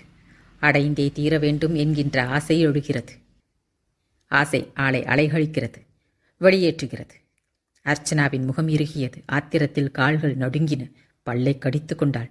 அவனை ஊன்றி பார்த்தாள். வாழ்த்துக்கள் டாக்டர். உங்கள் விருப்பப்படி வாழ்க்கை அமையட்டும். நன்றி மிஸ். அர்ச்சனா, உங்களுக்கும் நல்ல வாழ்க்கை அமைய வாழ்த்துகிறேன். வாழ்த்துங்க. விவேக் வாழ்த்தினான். உங்கள் வாழ்த்து ஆத்மார்த்தமானது தானே? ஏன் இந்த சந்தேகம்? இல்லை, உங்கள் வாழ்த்து பழிக்குமான்னு கேட்க. நிச்சயம் பழிக்கும். அப்படின்னா கல்யாணத்துக்கு நாள் பார்க்க சொல்கிறேன். அடுத்த முகூர்த்தத்திலேயே நம்ம கல்யாணம். கிராமத்து பெண்ணுக்கு குட் பை சொல்லிடுங்க. விவேக் திகைத்து நின்றான். அவள் புறப்பட்டாள். நெல்லுங்க அர்ச்சனா. எஸ். நான் இவ்வளவு சொல்லியுமா? இது என்னோட முடிவில்லை விவேக். என் விருப்பம் முக்கியம் அர்ச்சனா. உங்கள் விருப்பம் உங்களுக்கு முக்கியம், என் விருப்பம் எனக்கு முக்கியம். கல்யாண மேடையை பலப்பரிச்சை மேடையாக்க முயற்சிக்க வேண்டாம் அர்ச்சனா. மிஸ்டர் விவேக், தப்பு என் பேரில் இல்லை. சும்மா இருந்த சங்கை ஊதுனது உங்கள் அம்மா, உங்கள் அப்பா தான். உங்களை ஃபோட்டோவில் காமிச்சு உங்களை பற்றி ஆகோ ஓகோன்னு சொல்லி என் மனசில் ஆசையை உண்டாக்கினது அவங்க தான். எனக்கு தெரியுமா அவங்க உங்ககிட்ட எதுவுமே கேட்கலன்னு? அவங்க சொன்னதிலிருந்து நான் என் மனசில் கற்பனையை வளர்த்த உங்களோட குடும்பமே நடத்த பார்த்தாச்சு. இனிமே என் மனசு மாறாது. நீங்கள் மட்டும் இந்த கல்யாணத்துக்கு சம்மதிக்கலைன்னா என் கருமாதிக்கு வர வேண்டியிருக்கும். அர்ச்சனா நடந்தாள். விவேக் மலைத்து போனவனாக அவளையே பார்த்தான். மிரட்டுகிறாளா? கல்யாணம் என்பது மிரட்டலில் நிச்சயிக்கப்பட வேண்டிய ஒன்றா? 3 முடிச்சுக்கு பிறகு முழு நீல பாதையில் முகம் திருப்பிக் கொண்டு நடக்கவல்லவா வேண்டியிருக்கும்? இந்த மிரட்டலுக்கு கட்டுப்பட்டால் பரஸ்பர நேசமில்லாத கல்யாண வாழ்க்கையில் என்ன சாரம் இருக்கும்? நான் என்ன சின்ன குழந்தையா? எனக்கு தெரியாமல் என்னை விலை பேச என்ன துணிச்சல் வேண்டும்? எப்படி வந்தது இந்த துணிச்சல்? 10 மாதம் வயிற்றில் இடம் கொடுத்திருந்ததாளா? உதிரம் சிந்தி உயிர் கொடுத்ததாளா? இத்தனை வயது வரை வளர்த்ததாளா? டாக்டர் என்ற பட்டம் பெற பணத்தை கொட்டியதாளா? விவேக் தலையை பிடித்து கொண்டு அமர்ந்து விட்டான். நெடுநேரம் கழித்து தான் சமாளித்து கொண்டு கிளம்பினான். வீட்டுக்கு வந்ததும் உடனே கிராமத்திற்கு புறப்பட தயாரானான். யாரையும் பார்க்கவே பிடிக்கவில்லை அவனுக்கு. தன் அறைக்கு வந்து குளித்துவிட்டு சூட்கேஸில் துணிமணிகளை அடைத்தான். அரைவாசலில் நிழலாடியது. அப்பா நின்றிருந்தார். என்னப்பா, புறப்படுறியா? விவேக் பதில் சொல்லவில்லை. உங்ககிட்ட கொஞ்சம் பேசணும் விவேக். அவர் என்ன பேசப் போகிறார் என்பது அவனுக்கு தெரியும். அதனாலேயே அதை தவிர்க்க விரும்பினான். ஆனால் அவர் கதவருகில் அவன் வழியை அடைத்து கொண்டு நின்றிருந்தார். உனக்கு கல்யாணம் நிச்சயம் செய்ய போகிறோம். எனக்கு இஷ்டம் இல்லை. பொண்ணு யாருன்னு தெரியுமா உனக்கு? யாராக இருந்தாலும் சரி, எனக்கு விருப்பம் இல்லை. ஓகே, உன் விருப்பத்தை நான் மதிக்கிறேன். அதே மாதிரி என் விருப்பத்தையும் நீ மதித்து நடக்கப்பார். எப்படின்னு கேட்குறியா? கிராமத்துக்கு போகாத, இங்கேயே இருந்து ப்ராக்டிஸ் பண்ணு. அல்லது இந்த பெண்ணை கட்டிக்கோ. விவேக் சிலையானான். அத்தியாயம் 14. படிப்பில் நாட்டம் செல்லவில்லை. பூட்டி கிடந்த கிளினிக் மனதை துன்புறுத்தியது. கதவில் தொங்கிய பூட்டு கனவில் கூட விஸ்வரூபம் எடுத்து கண்விழிக்கச் செய்தது. எங்கே போனாய்? ஏன் போனாய் என்று மனசு அரட்சியது. ஆற்றங்கரை மயானமாய் தெரிந்தது. மனிதர்கள் பிளங்களாய் தெரிந்தார்கள். எல்லாம் காதல் படுத்திய பாடு. இத்தனை ஹிம்சைகளா? வாழ்வதற்கு முன்பே இத்தனை ஹிம்சை எனில் கொஞ்ச நாள் வாழ்ந்த பின் இதுபோல பிரிந்தால் உயிர் போய்விடுமோ? எல்லோருக்கும் இந்த ஹிம்சை இருந்திருக்குமா? எல்லோருக்கும் எப்படி இருக்கும்? அன்பு கொண்டோருக்கு மட்டும்தான் பிரிவு துன்பம் தரும். யாரிடம் போய் இதற்கு விளக்கம் கேட்க முடியும்? சாதம் கூடவா இறங்காது? பசியும் தாகமும் எங்கே போயிற்று? பாட்டி கேட்டே விட்டாள். ஏண்டி, சாப்பிடும்போது என்ன யோசனை? ஒன்றும் இல்லை. ஒன்றும் இல்லையே. என்ன இல்லை? இங்கே பாருங்க, நானும் 4-5 நாளாக பார்க்குறேன், இந்த பொண்ணு சரியாகவே சாப்பிட்றதில்ல. என்னாச்சுன்னு கேளுங்க. என்னம்மா ஆச்சு? தாத்தா பரிவோடு கேட்டார். ஐயோ, ஒன்றும் இல்லை தாத்தா. ஏன் பின்ன சரியாக சாப்பிட்றதில்ல? உடம்புக்கு முடியலையா? அதெல்லாம் இல்லை, எனக்கு என்னமோ பசிக்க மாட்டேங்குது, அதுதான் சாப்பிட பிடிக்கல. அடடா, அந்த டாக்டர் தம்பி ஊரில் இல்லையே, மெட்ராஸ் போகிறேன்னு சொல்லிட்டு போனாராம். 1 வாரம் ஆச்சு, ஆளையும் காணோம். என்ன வேலையோ என்னமோ, எப்போ வருவாரோ? ஏண்டி, இஞ்சி கஷாயம் எப்பயே, அது வேணா வச்சு கொடுக்குறியா? வயிறு சரியாயிடும். குடிச்சிட போகிறா உங்கள் பேத்தி. நானும் நீங்களும் தான் குடிக்கணும் வச்சு. இவளுக்கு வயிற்றில் ஒன்றும் இல்லைங்க, மனசில் தான் இல்லை. ரஞ்சனி திடுக்கிட்டு பாட்டியை பார்த்தாள். ஊருக்கு அனுப்பிடுவோன்னு நீங்கள் சொன்னாலும் சொன்னீங்க, அதிலிருந்து இது சரியாக சோறு திங்கிறதில்ல. அப்பாடா, நிம்மதியாய் மூச்சு விட்டாள். ஏம்மா, அதனாலையா? ரஞ்சனி பதில் சொல்லாமல் தலை குனிந்து கொண்டாள். இன்னும் 4 மாதம் இருக்கு ரஞ்சனி. வாழ்க்கைனா எல்லாம் தான் இருக்கும். ஒரே இடத்துல பிறந்து வளர்ந்து வாழ்ந்து மறையறதுல என்ன பெருமை சொல்லு? ரஞ்சனி சட்டென்று சோற்றை பிசைந்து சாப்பிடத் தொடங்கினாள். தாத்தாவை பார்த்து சிரித்தாள். போதுமா என்றாள். கிழவர் பெருமையோடு மனைவியை பார்த்தார். இப்போ என்ன சொல்ற? இது என் பேத்திடி என்றார் கர்வமாக. சாப்பாட்டுக்கு பிறகு வெடித்திண்ணையில் வெற்றிலை பெட்டியோடு வந்தார். தாத்தாவுக்கு பாயும் தலையணியும் எடுத்து வந்தாள் ரஞ்சனி. பாட்டி சாப்பிட உட்கார்ந்தாள். இப்படி உட்கார் ரஞ்சனி. தாத்தா சொல்ல ரஞ்சனி காலை தொங்கவிட்டபடி திண்ணையில் அமர்ந்தாள். வானத்தில் நட்சத்திரங்கள் நிறைய இருந்தன. மண் ரோட்டில் சின்ன தவளைகள் குதித்து குதித்து ஓடின. பளிச் பளிச்சென்று மின்னியபடி மின்மினி பூச்சிகள் பறந்து கொண்டிருந்தன. வைரம் போல் என்ன ஒரு ஜொலிப்பு என்று வியந்தாள் ரஞ்சினி. வெற்றிலைப்பாக்கை மென்றபடி தாத்தா பேத்தியின் முகத்தையே பார்த்தார். ரஞ்சினி, என்ன தாத்தா? ரஞ்சினி மின்மினி பூச்சிகளிடமிருந்து மீண்டும் தாத்தாவை பார்த்தாள். உன்னோட எதிர்காலம் பற்றி எப்போவாது யோசிச்சிருக்கியா நீ? திடீர்னு என்ன தாத்தா? நினைக்கிறதுக்கு என்ன இருக்கு? அது இல்லைம்மா, உனக்குன்னு லட்சியம் ஏதாவது இருக்கான்னு கேட்டேன். அப்படியெல்லாம் பெருசாக எதுவும் இல்லை தாத்தா. ஆனால் ஆசை இருக்கு. என்ன ஆசை? தாத்தா பாட்டியோடவே கடைசி வரையும் இருக்கணும்னு. சந்தானம் தாத்தா சிரித்தார். பொய் சொல்கிற நீ? இல்லை, நிஜமாக தான். மேலே படிக்க வேண்டாமா உனக்கு? போஸ்டரில் படித்தா போச்சு. இந்த ஊர்லேயே மாப்பிள்ளை பார்க்கணுமாக்கும். வாங்க தாத்தா, இப்போ யார் கல்யாணத்தை பற்றி பேசுனா? கல்யாணமே பண்ணிக்க மாட்டியாக்கும். நான் வேண்டாம்னா விட்டுற போகிறீங்களா நீங்கள்? அதான் கேட்டேன். இந்த ஊரை விட்டு போக மனசு இல்லைன்னா உள்ளூரில் தான் மாப்பிள்ளை தேடி ஆகணும். உள்ளூரில் உனக்கு பொருத்தமா யார் இருக்கான்னு யோசிக்கிறேன். திரும்ப திரும்ப கல்யாணம் பற்றி பேசினா நான் உள்ளே போயிடுறேன். சரி சரி, பேசல, உட்கார். ஆனால் எந்த லட்சியமுமே இல்லைண்ணா, கல்யாணம் தானே செய்யணும், அதுதான் பேசினேன். சுருக்கென்று ஒரு வழி மனதில். ரஞ்சினி பதறினாள். கண்களில் நீர் கோர்த்து கொண்டது. நான் என்ன செய்யணும் தாத்தா? நீங்கள் வழிகாட்டினா நான் எதையும் செய்ய தயாராக இருக்கேன். கரெக்ட், இதுதான் சரி. இப்படித்தான் இருக்கணும். உனக்குள்ள எத்தனையோ திறமைகள் இருக்குதாயி, அது என்னன்னு தேடி கண்டுபிடி. அந்த திறமையை வளர்த்துக்கோ. உன் சாதனையிலேயே அதிலேயே நிகழ்த்து. என் திறமை என்ன தாத்தா? நீங்களே சொல்லுங்களே. உன் அறிவுக்கும் அழகுக்கும் நீ எத்தனையோ சாதிக்கலாமே. எதைன்னு சொல்கிறது? நிறைய படித்ததை பிரத்தியாருக்கு உதவும்படியாக வாழ்க்கையை அமைச்சுக்கோ. என்னோட ஆசை நீ பெரிய டாக்டர் ஆகணும். அதில் தான் சேவை அதிகம் செய்ய முடியும். தீராத வியாதிக்கு நீ மருந்து கண்டுபிடிக்கணும். உன் படிப்பு இந்த கிராமத்து ஏழைங்களுக்கு உபயோகப்படணும். நம்ம டாக்டர் தம்பியை மாதிரி நீயும் கிராமத்துக்கு வந்து தொழில் செய்யணும். சற்று நேரம் மறந்திருந்த முகத்தை தாத்தா நினைவுபடுத்த ரஞ்சினியின் முகம் வாடியது. வாட்டத்தை மறைத்து கொண்டு தாத்தாவிடம் கேட்டாள். டாக்டர் நல்ல லட்சியத்தோடு வந்தார், இல்லைன்னு சொல்லலை. ஆனால் தாக்கு பிடிச்சு நிற்கலையே, ஓடிட்டாரே, அதுவும் சொல்லிக்காம. சீச்சி, அப்படி சொல்லாத ரஞ்சினி. பாவம், போன இடத்துல அவருக்கு என்ன கஷ்டமோ. அதெல்லாம் இல்லை தாத்தா. கிராம வாழ்க்கை பிடிக்கல அவருக்கு. காசு பார்க்க முடியலை. பட்டணத்துக்கு போனவருக்கு மனசு மாறி இருக்கும். அதுவே சுகம்னு தோணி போயிருக்கும். அவர் திரும்பி வருவாருன்னு நினைக்கிறீங்களா? சரி விடு, அவர் வந்தா என்ன, வராட்டி என்ன, குடியா முழுகிடும். எப்பவும் போல் இந்த கிராமம் பிழைச்சிக்கிட்டு தான் இருக்கும். நீ ஒரு கவிதை சொல்லேன் பார்ப்போம். எதை பற்றி? அதோ அந்த நட்சத்திரத்தை பற்றி, இந்த முன்மின் பூச்சியை பற்றி. ரஞ்சனி யோசித்தாள். வார்த்தைகளை தேடி கிடைத்ததை சேர்த்து வரிகளாக்கினாள். அவை பிரபஞ்சத்து மின்மினிகள், இவை பூலோக நட்சத்திரங்கள். அடுத்த வரி யோசிக்கும்போது கழுத்துமணி ஓசையோடு மாட்டு வண்டி ஒன்று மண் சாலையில் திரும்பி வந்தது. ரஞ்சனி யோசிப்பதை நிறுத்திவிட்டு வண்டியை நோக்கினாள். யார் வர்றாங்க? தெரியலையே. வண்டி அவர்கள் வீட்டு வாசலில் தயங்கி நிற்க பின்னால் இருந்து குதித்த உருவத்தை கண்டதும் ரஞ்சனியின் கண்கள் மின்மினிகளாக மின்னின. அத்தியாயம் 15. ஆற்றில் கால் நனைத்தபடி பாறை ஒன்றின் மீது அமர்ந்திருந்தான் விவேக். ஆறு தெளிவாகவும் நிதானமாகவும் வேகத்தோடும் ஓடிக்கொண்டிருக்க அதையே பார்த்து கொண்டிருந்தான். மனிதனாய் பிறந்ததை விட இந்த நதியாய் பிறந்திருந்தால் சுதந்திரமாக ஓடிக்கொண்டிருப்பேனே என்று தோன்றியது. நல்ல லட்சியங்கள் மனதிலிருந்தும் செயல்படுத்த இயலாமல் ஏன் போகிறது? பாசம் என்றும் கடமை என்றும் கடன் என்றும் சொல்லி அப்பா அவனுக்கு அடிமை விலங்கல்லவா போட்டுவிட்டார். இந்த விலங்கு என்று உடையும்? என் மனம் விரும்பும் செயல்களை செய்யக்கூடிய உரிமை என்று கிடைக்கும்? விடுதலை இல்லாத வாழ்வு சாரமற்றும் பொருளற்றும் அல்லவா போய்விடும்.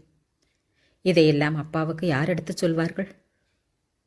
நல்ல லட்சியத்திற்கு முட்டுக்கட்டை இடுவது கூட பாவம்தான் என்பதை ஏன் அவர் அறியவில்லை? பொருள் மீது அவ்வளவு ஆசையா? வெறும் பொன்னும் பொருளும் அதனால் வரும் புகழும் போதும் என்று நினைத்து விட்டாரா? ஆசை பேராசையாகவும் அன்பு வெறியாகவும் மாறும்போது அமைதி தூர விலகிவிடும் என்று ஏன் அவர்களுக்கு தெரியவில்லை? ஆசை அறிவை வென்றுவிடும் என்று இதனால் தான் சொல்லுகிறார்களா? இப்படி அடிமையாக அடக்கி ஆளத்தான் டாக்டருக்கு படிக்க வைத்தாரா? இப்படி ஒரு சிறைக்குள் முடக்குவார் என்று தெரிந்திருந்தால் நிச்சயமாக டாக்டருக்கே படித்திருக்க மாட்டான் அவன். இப்பொழுது சுதந்திரமாய் பறக்க முடியாமல் சிறகுகளை வெட்டிவிட்டாரே. இனி புது சிறகுகள் முளைக்கும் வரை அவர் கட்டி வைத்த கூட்டுக்குள் அடைபட்டு கிடப்பதுதான் அவன் விதியா? இதற்காகத்தான் அவன் பிறவியா? கொஞ்ச நாள் பார்வை கிடைத்து மீண்டும் குருடாகுவது எவ்வளவு கொடுமை! இந்த கிராமத்து மக்களுக்கு அந்நிலைதான் ஏற்படப் போகிறது. அதற்கு அவனும் ஒரு காரணம். தைரியம் இல்லாதவனுக்கு லட்சியம் எதற்கு? இல்லை இல்லை, அவனுக்கு தைரிய குறைச்சல் நிச்சயமாக கிடையாது. அவன் லட்சியங்கள் என்றும் அழியாது. அப்பாவின் கடன் தீர்த்த பிறகு இதே கிராமத்திற்கு மீண்டும் வருவான். வாழ்க்கை என்றால் சிக்கல்கள் இருக்கத்தான் இருக்கும். இந்த சிக்கல் தீர அவன் நிச்சயம் சிறிது காலம் அடிமையாக இருந்துதான் தீர வேண்டும். பிள்ளையை படிக்க வைத்ததை கடமை என்று கருதாமல் கடன் என்று சொல்லிவிட்டார் அப்பா. கடன் பட்டவன் கடன் கொடுத்தவனுக்கு கடன் தீரும் வரை அடிமை. இந்த கடன் தீர்ந்த பிறகு அவன் சுதந்திரமாக செயல்படுவான். தாய் தந்தை என்ற சொந்தங்களை துறந்து லட்சியத்தை நோக்கி நடைபோடுவான். எந்த விதமான பாசமும் அவனை கட்டிப்போட இயலாமல் தோற்றுப்போகும். அதுவரை அப்பாவுக்கு அவன் அடிமை. பின்னால் கனைப்பு சத்தம் கேட்க விவேக் சிந்தனை களைந்து திரும்பி பார்த்தான். தாவணி தலைப்பை கையில் பிடித்து முறுக்கியபடி நின்றிருந்த ரஞ்சனியை கண்டு வியந்தான். ஒரு கணம் என்ன பேசுவது என்று புரியாமல் அவளையே பார்த்தான். புகைப்படிந்த ஓவியம் போல அவள் முகத்தில் மெல்லிய சோகம் படர்ந்திருந்தது. கொலுசுகள் சப்தமிட நடந்து அவன் அருகில் வந்து நின்றாள். என் மேலே கோபந்தானே? மிக மெல்லிய குரலில் அவள் கேட்க திகைத்தான். கோபமா? உன் மேலையா? இல்லவே இல்லை. என் மேலே தான் உனக்கு கோபம்னு நினச்சேன். உங்களை கோச்சுக்க நான் யார்? ஓஹோ, அப்போ உன்னை கோச்சுக்க நான் மட்டும் யாருன்னு கோபமான்னு கேட்குற? அப்போ என் சொல்லிக்காம ஊரை விட்டு போனீங்களாம். உடனே எனக்கு ஓ மேலே கோபம்னு நினச்சிக்கிறதா? இப்படி உட்கார்ந்தா விவரமாக சொல்லலாம். ரஞ்சனி சற்று தள்ளி மற்றொரு கல்லின் மீது அமர்ந்தாள். ஒரு கான்ஃபரன்ஸ்க்காக தான் திடீர்னு மெட்ராஸ் போயிட்டேன். வேற ஒன்றும் இல்லை. நான் பயந்துட்டேன். ஏன்? ரஞ்சனி பதில் சொல்லாமல் குனிந்த ஆற்று நீரில் கைவிட்டு அலைந்தாள். அப்புறம் இந்த ஒரு வாரம் நிம்மதியாக இருந்திருப்ப, மறுபடியும் அதை வந்து கெடுத்துட்டேன் இல்லை? இல்லை, நான் தான் உங்கள் நிம்மதியை கெடுத்துட்டேன். பயப்படாதீங்க, இன்னும் 1 மாதம்தான். அப்புறம் இந்த ஊரை விட்டு நான் ஒழிஞ்சிடுவேன். அதுக்கப்புறம் நீங்களும் நிம்மதியாக வேலை செய்யலாம். அப்படின்னா? விவேக் அவளை உற்று பார்த்தான். படிப்பு முடிஞ்சதும் நான் எங்கள் அம்மா கிட்ட போயிடுவேன். மேல் படிப்பு அங்கே தான். ஓஹோ, மெட்ராஸ்க்கு போனப்புறம் இந்த கிராமத்து டாக்டரை எதுக்குன்னு நினைக்க போகிறேன்? சரியா நான் சொல்கிறது? சற்று நேர மௌனத்திற்கு பிறகு மெல்லிய கேவல் ஒளி அவளிடமிருந்து எழ விவேக் பதறிப்போனான். ரஞ்சனி, ப்ளீஸ் ரஞ்சனி, நான் சும்மா விளையாட்டுக்கு தான் சொன்னேன். இதுக்காகவா? விவேக் எழுந்து வந்து அவள் அருகில் அமர்ந்து அவள் முகத்தை நிமிர்த்தினான். அந்த பெரிய விழிகள் கலங்கி சிவந்திருந்தது. உதடுகள் எதையோ சொல்ல முடியாமல் துடித்தன. பெண் வாய் திறந்து பேசவே வேண்டாம். அவள் கண்களும் கண்ணீரும் உதட்டு துடிப்புமே ஏராளமாய் பேசும். அந்த துடிப்புகள் சொன்ன சங்கதி விவேக்கிற்கு நன்றாக புரிந்தது. புரிந்ததன் அடையாளமாக மெல்லிய புன்னகையொன்று படர்ந்தது அவன் உதடுகளில். ஊருக்கு போகிறதுக்கு முன்னாடி உங்ககிட்ட கேட்ட கேள்விக்கு பதில் கிடைச்சிருச்சு ரஞ்சனி. ரஞ்சனி திகைத்தாள், தடுமாறினாள். என்ன? என்றான். இந்த மனசு எனக்கு புரிஞ்சு போச்சு. என்ன புரிஞ்சுதா? விவேக் அவளை ஊன்றி பார்த்து சிரித்தான். எனக்கு என்ன புரிஞ்சதுன்னு சொல்லித்தான் தெரியணுமா? ரஞ்சினியின் முகம் இதை கேட்டதும் இரத்தச் சிவப்பாகியது. நாடி நரம்புகளில் ஜிவ்வென்று ஏதோ ஒன்று பரவியது. அவள் காதலை அவன் உணர்ந்து கொண்டு விட்டான். சில விஷயங்களை நேரடியாக சொல்லிவிடலாம், சிலவற்றை செய்கை மூலம்தான் உணர்த்த முடியும் என்பதால் தான் தனிமையிலிருந்து அவனை தேடி வந்தாள். மனதுக்கு பிடிக்காத ஆடவனை நாடி எந்த மங்கையும் செல்ல மாட்டாள். இதை அவன் புரிந்து கொள்ள வேண்டுமே என்று கவலைப்பட்டாள். இப்பொழுது கவலை போய் மனசு களிப்பில் மூழ்கியது. இனி அடுத்து என்ன என்று நெஞ்சம் தவித்தது. குளிக்கும் போதும், தோட்டத்தில் இருக்கும் போதும், தனிமையில் நடக்கும் போதும், உறங்கும் போதும் மனசுக்குள் அவனோடு மணிக்கணக்காக என்னென்னமோ இந்த கொஞ்ச நாளில் பேசியிருக்கிறாள். இப்போது சுத்தமாக என்ன பேசுவது என்று தெரியவில்லை. வெட்கம் பிடுங்கி தின்றது. எழுந்து ஓடிவிடலாம் போலிருந்தாலும் முடியவில்லை. அவனோடு இப்படியே ஜென்ம ஜென்மமாய் மௌனத்தில் கரைந்து போய் அமர்ந்திருக்க மாட்டோமா என்றிருந்தது. ரஞ்சனி தன் அன்பையெல்லாம் குழைத்து குரலில் அவன் அழைத்த போது உடம்பு சிலிர்த்தது. ரஞ்சனி, வெட்கமா? பேச மாட்டேங்கிற? சரி சொல். இப்போ உங்கள் தாத்தா வந்துட்டா என்ன செய்வ? ரஞ்சனி பதறிப்போய் எழுந்திருக்க அவன் சிரித்தான். இப்படி பயப்படுறவளை நான் எவ்வளோ தூரம் நம்ப முடியும் ரஞ்சனி? பயம் தப்பா? தப்பில்லை, ஆனால் தேவை ஏற்பட்ட பயத்தை உதறணும். இல்லைனா இதையெல்லாம் வேண்டவே வேண்டாம்னு விட்டுடணும். விட முடியுமா உன்னால்? ரஞ்சனி அவனை குழப்பத்தோடு பார்த்தாள். ஏதோ ஒரு கட்டத்தில் நீ ஒரு தீர்மானத்துக்கு வரணும்னா உன் தீர்மானம் எப்படி இருக்கும் ரஞ்சனி? புரியல. நானா இல்லை உன் குடும்பமாங்கிற கேள்வி எழுந்ததுன்னா நீ என்ன தீர்மானம் பண்ணுவ? ரஞ்சனியால் இதற்கு சட்டென்று பதில் சொல்ல முடியவில்லை. இதை எதுக்கு கேட்குறேன்னா, காதலுங்கிறது சும்மா விளையாட்டுவில்லை, நீ புரிஞ்சுக்கணும். ஒரு கட்டத்தில் காதல் முடியும். அது முடிகிற இடம் நம்ம கல்யாணமாகவும் இருக்கலாம், அல்லது நீ வேற ஒருவருக்கு வாழ்க்கைப்பட வேண்டிய கட்டாயமாகவும் இருக்கலாம். அப்படி ஒரு சூழ்நிலை வந்தா எதிர்ப்புகளை உன்னால் சமாளிக்க முடியும்னா, உறவுகளை துறந்து வர முடியும்னா நாம் இந்த காதலை தொடருவோம். இல்லை உனக்கு அந்த தைரியம் இல்லைன்னா சொல்லு, இப்போவே வேணான்னு நிறுத்திடலாம். இன்னும் இறுகி போய் வலியும் வேதனையுமா உடைபடுறதை விட கொஞ்சம் வலியோடு இப்போவே இதுக்கு முற்றுப்புள்ளி வச்சுட்டுறது நல்லது இல்லையா? அதுதான் கேட்டேன். அவன் பேச பேச ரஞ்சனி இன்னும் பயந்தாள். உடம்பு நடுங்கியது. உதட்டை கடித்து கொண்டாள். நீ நிறைய யோசிக்கணும் ரஞ்சனி, நிதானமாக பேசு. தாத்தா பாட்டி மேலே நீ உயிரையே வச்சிருக்க.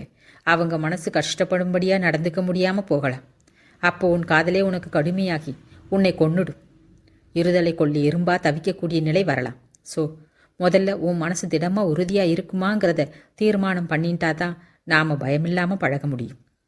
என்னை பொறுத்தவரை நான் ஒரு தீர்மானத்துக்கு வந்துட்டேன். உனக்காக எல்லா உறவையும் எல்லா செல்வத்தையும் உதறி எறிகிற முடிவுக்கு வந்தப்புறம்தான் என் மனசை உனக்கு சொன்னேன். அதே மாதிரி நீயும் ஒரு முடிவுக்கு வர வேண்டியது அவசியம்னு நினைக்கிறேன். நான் இன்னும் ஒரு வாரம்தான் இங்கே இருப்பேன். இப்போதைக்கு எனக்கு ஒரு சிக்கல் இருக்குது. இங்கே தொழில் செய்கிறதில்ல. இன்னும் ஒரு 2-3 வருஷத்தில் அந்த சிக்கலை தீர்த்துட்டு சுதந்திரமாக மறுபடியும் இதே கிராமத்துக்கு வந்துடுவேன். அதுக்கப்புறம்தான் கல்யாணத்தை பற்றி நான் சிந்திக்க முடியும். அதுவரை உன்னை பற்றி நினச்சிக்கிட்டே காலத்தை ஓட்டுறதுக்கு நீ எனக்கு உரிமை தரணும்.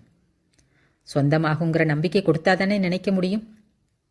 அதனால இன்னும் ஒரு வாரத்தில் உன்னை நினைக்கிற உரிமையை கொடு, அல்லது மறந்துடுங்கன்னு ஒரு வார்த்தையில் சொல்லிடு.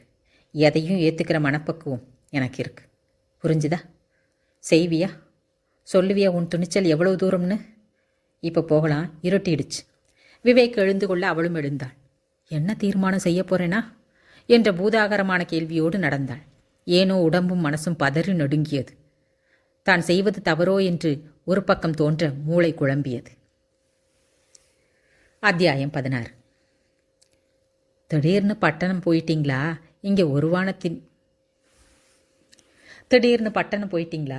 இங்கே ஒரு வாரம் திண்டாடிட்டாங்க தம்பி எல்லோரும். வாத்தியார் சொல்ல விவேக் ஒரு கணம் வேதனைப்பட்டான். என்ன டாக்டர், முகம் ஒரு மாதிரி ஆயிடுச்சு? நான் ஏதேனும்... ஐயோ இல்லை சார், விவேக் குறுக்கிட்டான்.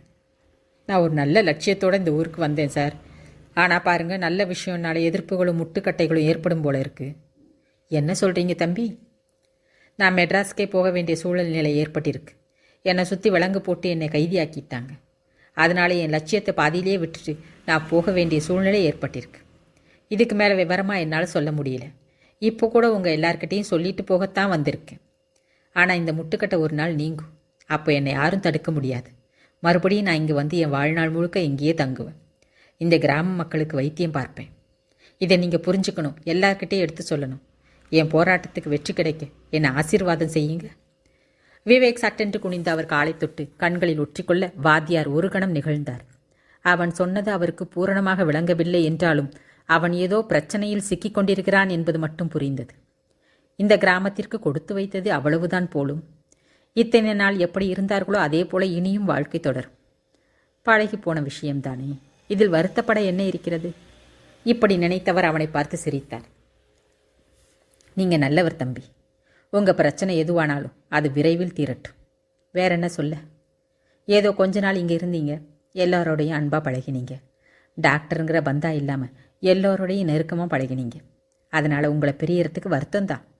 மற்றபடி இந்த கிராமத்தை பற்றி கவலைப்படாதீங்க. எங்களுக்கு நாட்டு வைத்தியம் இருக்கவே இருக்குது. என்னைக்கு போகிறீங்க ஊருக்கு? இன்னும் 4-5 நாளில். அதுவரை கொஞ்சம் வேலை இருக்குது. அதையெல்லாம் சரி செய்துட்டு தான் கிளம்பணும். ரஞ்சினி கூட இன்னும் 1 மாதத்தில் பட்டணம் போயிடுவா. அவங்க அம்மாவுக்கு லெட்டர் எழுதி போட்டுட்டேன். அவளை பிரியறது எங்களுக்கு உயிரே போகிற மாதிரி தான். என்ன செய்ய? அவளோட எதிர்காலம் அதை விட முக்கியமாச்சே. மனுஷனாக பிறந்துட்டா கஷ்டம் நஷ்டம் துக்கம் துயரம் எல்லாத்தையும் பழகிட்டு தானே ஆகணும். சரி, நான் புறப்படுறேன். கிளவி உள்ளுக்கும் வாசலுக்கும் அலைய தொடங்கி இருப்பான். அப்புறம் போகிறதுக்கு முந்தி ஒரு நாள் மறுபடியும் நம்ம வீட்டில் விருந்து சாப்பிட்டு போனால் சந்தோஷமாக இருக்கும். அதுக்கு என்ன, சாப்பிட்டா போச்சு. என்னைக்கு? வெள்ளிக்கிழமை வரேனே. தாராளமா, அப்போ வரேன். வாத்தியார் புறப்பட்டார். விவேக் வாசல் வரை வந்து வழி அனுப்பினான். வெள்ளிக்கிழமை காலை 10 மணிக்கு மேல் விருந்துக்கு வாத்தியார் வீட்டுக்கு சென்றவன் கண்கள் உள்ளே நுழைந்ததும் ரஞ்சினியை தேடியது. சனிக்கிழமை விடியற்காலை அவன் ஊருக்கு புறப்பட்டாக வேண்டும். 1 வாரத்தில் உன் உறுதியைச் சொல் என்று சொல்லியும் இதுவரை ரஞ்சினி அவனை சந்திக்க முற்படாதது மனதை குடைந்தது.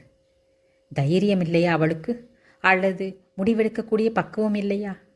16 வயசு பெண்ணை மிகவும் அலைகழிக்கிறோனோ நான்? என்ன சொல்லுவதென்று புரியாமல் அல்லாடுகிறதா அந்த நெஞ்சம்? வாங்க தம்பி. ரஞ்சினியின் பாட்டி உள்ளிருந்து வந்து அவனை வரவேற்றாள். எங்க யாரையும் காணோம்? ரஞ்சினி கொள்ளையில் வாழை இலை அறுத்துட்டு வரப்போயிருக்கா. அவங்க தாத்தா இப்போ வந்துடுவாங்க, உட்காருங்க. வாழை இலையோடு கொள்ளையிலிருந்து வந்த ரஞ்சினி அவனை பார்த்ததும் ஒரு வினாடி தயங்கி நின்று பிறகு உள்ளே போனவள் 15 நிமிடத்திற்கு பிறகு தாத்தாவின் குரல் கேட்ட பிறகுதான் எட்டி பார்த்தாள். அதுவரை போரடித்து கொண்டு குழப்பத்தோடு உட்கார்ந்திருந்தான் விவேக்.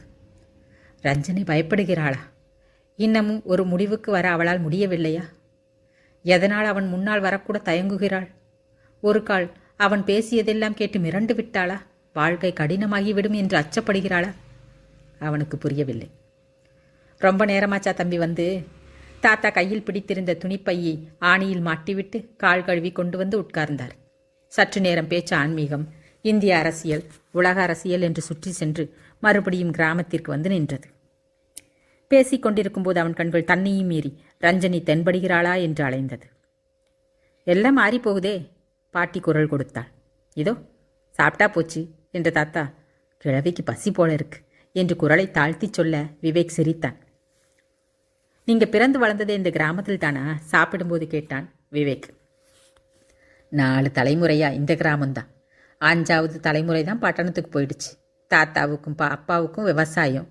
நான் கொஞ்சம் படித்தேன், இருந்தாலும் இங்கேருந்து போக பிரியப்படலை. என் விருப்பப்படி இங்கேயே பள்ளிக்கூடத்தில் வேலையும் கிடச்சிது. என் பொண்ணு, அதான் ரஞ்சினியோட அம்மா, என்னை விட புத்திசாலியாக இருந்தா. பொண்ணாக இருந்தாலும் பட்டணத்தில் படிக்க வச்சேன். அங்கே படித்தாலும் அவள் படிப்பு கிராமத்துக்கு உதவணும்னு சொல்லித்தான் அனுப்பினேன். நாம் நினைக்கிறாப்பளையா நடக்குது. அதுக்கு என்ன, ரஞ்சினி அதுக்கும் சேர்த்து வச்சு கிராமத்துக்கு உதவ போகிறா பாருங்க. விவேக் பூடகமாக பேசினான். அதன் மூலம் ரஞ்சினி ஏதாவது வாய் திறப்பாள் என்று நினைத்தான். ஆனால் அவளோ குனிந்த தலை நிமிராமல் பரிமாறிவிட்டு போனாள். அசந்து மறந்தும் கூட அவன் கண்களை சந்திக்கவில்லை. திடீர் திடீரென்று கொலுசு சப்திக்கும். வெண்புறா போல பாதங்கள் வந்து அவன் இலைக்கு முன் நிற்கும். வாழைத்தண்டு போன்ற கரங்கள் கருப்பு கண்ணாடி வளையல் சப்திக்க எதையோ இலையில் போட்டுவிட்டு போகும். விருந்து முடியும் வரை இப்படித்தான் நடந்தது. அவனும் நிமிர்ந்து அவளை பார்க்கவில்லை. உங்க கூட பிறந்தவங்க எத்தனை பேர் தம்பி? யாரும் இல்லை, நான் ஒரே பையன். அப்போது அடுத்தாப்பில் கல்யாணம் தானே சொல்லுங்க. அப்படியெல்லாம் இல்லை, ஒரே பிள்ளைங்கிட்டுறீங்க. நீங்கள் வேணும்னாலும் வேணான்னாலும் பெற்றவங்க பேர பசங்களை பார்க்கணுன்னு துடிப்பாங்களே. விவேக் சற்று நேரம் எதுவும் பேசவில்லை. சார், உங்ககிட்ட ஒன்று கேட்கலாமா? கேளுங்க. பிள்ளைங்க விருப்பப்படி கல்யாணம் நடக்கிறது நல்லதா அல்லது பெற்றவங்க விருப்பப்படி நடக்கிறது நல்லதா? அட, திடீர்னு என்ன சந்தேகம் தம்பி? சொல்லுங்க சார். அது நியாயம் யார் பக்கம் இருக்கோ அதை பொறுத்து. நியாயம்னு எதை சொல்கிறீங்க? காதல்ங்கிற பேரில் பசங்க ஒரு குணமில்லாத கேரக்டர் இல்லாத துணையை தேடி பிடிக்கும்போது பெற்றவங்க வேணாம்னு சொன்னால் அதில் தப்பு இல்லையே. விவேக் யோசனையில் ஆழ்ந்தான். திடீர்னு நீங்கள் கேட்குறத பார்த்தா ஒரு சந்தேகம் வருது தம்பி. உங்கள் அப்பா அம்மாவுக்கு தெரியாமல் நீங்கள் யாரையும் விரும்புகிறீங்களா? சேச்சே, என்னை போய் யாருங்க விரும்புவாங்க? விவேக் இதை சொல்லிவிட்டு பெரியவர் கவனிக்காத வண்ணம் ரஞ்சனியை பார்க்க அவள் சட்டென்று உள்ளே போனாள். என்னங்க, வாழைத்தார் பழுக்க வச்சு கொண்டாந்து வச்சுட்டாங்க. பாட்டி குரல் கொடுத்தார். அதில் 2 சீப் வாழைப்பழம் எடுத்து தம்பிக்கு கட்டி கொடு ரஞ்சினி. எதுக்குங்க? வேணாம். எடுத்துகிட்டு போ தம்பி, ரெயிலில் சாப்பிடலாம். நம்ம தோட்டத்து பழம் நல்ல சுவையாக இருக்கும். ரஞ்சினி நியூஸ் பேப்பரில் தாத்தா சொன்னது போல பழத்தை வைத்து சணல் கயிற்றால் கட்டி பாட்டியிடம் கொடுத்து அனுப்பினாள். விவேக் விடை பெற்றான். உள்ளே துக்கம் பொங்கியது. மனசு கனத்தது. இரவு முழுக்க தூங்காமல் பொழுது விடிந்தது. ஸ்டேஷன் வந்து வண்டிக்காக காத்திருந்து வண்டி வந்ததும் ஏறி உட்கார்ந்தான். கார்டு பச்சை கொடி காட்ட வண்டி நகர்ந்தது. கிராமம் மெல்ல மெல்ல கண்ணுக்கு மறைய விவேக் ரஞ்சினியை மறக்க முயன்றான். கண்கள் கலங்கியது. எதிர் சீட்டில் 2 குழந்தைகள் படுசுட்டியாயிருந்தன. சட்டென்று விவேக்கோடு ஒட்டி கொண்டன. இது என்ன? பொட்டலத்தை காட்டி ஒரு வாண்டு கேட்டது. பழம். வேணுமா? வேணும். விவேக் பொட்டலம் பிரித்தான். 2 பழத்துக்கு நடுவில் 4ஆக மடித்த கடிதம் ஒன்று சொருகி இருக்க வியந்தான். மெல்ல அதை எடுத்து பிரித்தான். ரஞ்சனியின் கையெழுத்து தெரிய மலர்ந்தான். அத்தியாயம் 17. 2-3 தூக்கு நிறைய தினுசாய் பட்சணம் பண்ணி எடுத்து வைத்தாள் லட்சுமி பாட்டி. ஏன் பாட்டி, எனக்கு கல்யாணம் பண்ணி அனுப்புறியா இல்லை படிக்க அனுப்புறியா? ரஞ்சினி கிண்டலாக கேட்டாள். இப்போ கிண்டல் அடிப்ப, மெட்ராஸ்க்கு போனால் வாய் துருதுருன்னு சாப்பிட கேட்கும். அப்போ நினச்சிப்பேன். என்ன அங்கே இருக்கிறவங்களாம் இத்தனை நாள் என்ன செஞ்சாங்களாம் சீடை முறுக்குக்கு? அவங்க கேக்கும் பிஸ்கட்டும் ரொட்டியும் பண்ணும் வாங்கி வச்சுக்கிட்டு திம்பாங்க. அதெல்லாம் உனக்கு பிடிக்குமா? முதல்ல ஊருக்கு போகிற, வெறுங்கையோடவா போவாங்க? அதெல்லாம் சீடை முறுக்குனா எல்லோருக்கும் தான் பிடிக்கும். அது சரி, இத்தனை தூக்கு எடுத்து வச்சா யார் சுமக்கிறது? தாத்தா தான் கூட வர்றாருல்ல, அவர் தூக்கிப்பார். அவளுக்கு என்ன தூக்கி ஆக்கணும்னு ரொம்ப நாள் ஆசை. நிறைவேற்றிக்கிறா. விடு ரஞ்சனி. தாத்தா ஊஞ்சலிலிருந்து குரல் கொடுத்தார். வேணாம்னா வச்சுட்டு போங்களேன். ஏதோ பேத்திக்குன்னு ஆசைப்பட்டு செய்கிறேன் பாரு, என்ன சொல்லணும்? பாட்டி முகம் சிவக்க முணுமுணுத்தாள். கண்கள் பளபளத்தது. ரஞ்சினிக்கு சிரிப்பு வந்தது. சட்டென்று பாட்டியை பின்வருமாக அனைத்து கழுத்தை கட்டி கொண்டாள். கோச்சிக்காத பாட்டி, இதோ விடிஞ்சா நான் போயிட போகிறேன். அப்புறம் உன்னை சீண்டி விளையாட யார் இருக்காங்க? ரஞ்சினி கொஞ்சலாய் கேட்க பாட்டி கண்ணீரை அடக்கி இப்படி சிரித்தாள். வெரி குட், இப்போ தான் நல்ல பொண்ணு. ரஞ்சினி சொல்ல பாட்டி கை ஓங்கினாள். உதைச்சேனா? பொண்டாடினா? வயசான பொண்ணு. ரஞ்சினி பாட்டிக்கு முத்தம் கொடுக்க முயல பாட்டி வெட்கத்தோடு அவளை தள்ளினாள். ஏ விடுடி, என் வயசென்ன உன் வயசென்ன? நல்லா இருக்குடி. அதான் ரஞ்சினி, உன் வயசென்ன அவன் வயசென்ன? கிழவியை எங்கிட்ட அனுப்பு, அதெல்லாம் நான் பார்த்துக்கிறேன். தாத்தா குறும்பாக கூற ரஞ்சினி விழுந்து விழுந்து சிரித்தாள். பாட்டிக்கு முகம் சிவந்தது. சரி, நான் போய் என் தோழிங்கிட்ட சொல்லிட்டு வரேன். தாத்தா போதுமா? இடைஞ்சல நான் எதுக்கு இங்கே? ரஞ்சினி கண்ணடித்து சிரித்து விட்டு துள்ளி ஓடினாள். தாத்தா பெரிதாக நகைத்தார். பாட்டி புருஷனை பார்த்து கண்ணை உருட்டினாள். எல்லாம் வேஷம். இந்த சிரிப்பு, கிண்டல், கேலி எல்லாமே வேஷம். ஒருவன் நலன் கருதி மற்றவர்கள் மகிழ்ச்சியாயிருப்பது போல பாவனை செய்து கொண்டிருந்தார்கள்.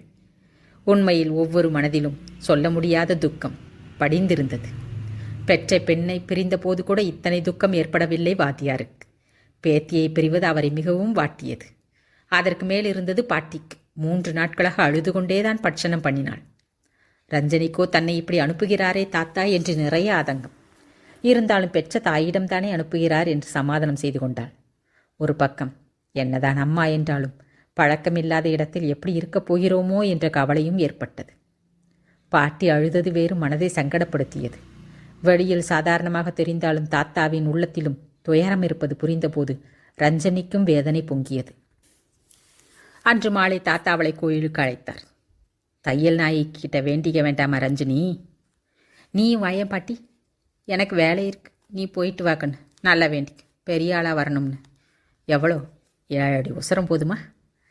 ஐயோ, இந்த இடக்கு பேச்சை கேட்காம இனி எப்படி இருக்க போகிறோன்னோ தெரியலையே. பாட்டி வாய் விட்டு புலம்ப ரஞ்சினி தாத்தாவோடு கோயிலுக்கு கிளம்பினாள். தாத்தா ஒன்றும் பேசாமல் வர ரஞ்சினி அவர் முகத்தையே திருப்பி திருப்பி பார்த்தாள். என்னாச்சு தாத்தா? ஒன்றும் இல்லையே. என்னதான் சிரிச்சாலும் உள்ள ஏதோ துக்கம் தெரியுதே. துக்கம்தான். இத்தனை வயசு வரை நீயே உலகம்னு இருந்துட்டோம். இப்போ பெரியறது சங்கடமாக இருக்குது. என்ன செய்ய? என்னைக்கு இருந்தாலும் ஒரு நாள் பிரியத்தானே வேணும். ஏன்னா பொம்பளை ஜென்மமாச்சு. அது இல்லை ரஞ்சினி, நீ இங்கே கிராமத்தில் கல்மிஷம் இல்லாமல் வளர்ந்த பொண்ணு. பட்டணத்தில் அவங்க நாகரிகமாக இருப்பாங்க. உன் தங்கச்சி படுமாடன். அவங்களோட நீ எப்படி பழக போகிறேன்னு நினச்சா பயமாக இருக்கு. அப்புறம் என்ன எதுக்கு அனுப்பணுமாக்கும்? உன் எதிர்காலம் முக்கியமாச்சு. பட்டணத்து நாகரிகம் கண்டு பயந்துடாதே. பட்டணத்து மனுஷங்க கிட்ட ஜாக்கிரதையாக இருக்கணும். தண்ணியிலேயே மிதந்தாலும் தாமரையில் எப்படி தண்ணியில் ஒட்டாமல் இருக்கோ அதே மாதிரி பட்டணத்து சீர்கேடுகள் எதுவும் உன்னை ஒட்டிக்காமல் நீ எப்பவும் நாங்கள் வளர்த்த ரஞ்சினியாகவே இருக்கணும். நீ பெரிய படிப்பு படித்து எவ்வளோ பெரிய ஆளானாலும் அடிப்படையில் இருக்க உன் நல்ல குணங்களை எந்த காலத்துலேயும் விட்டுடக்கூடாது. இதே மாதிரி கள்ளம் கபடமில்லாத பெண்ணாகவே இருக்கணும்.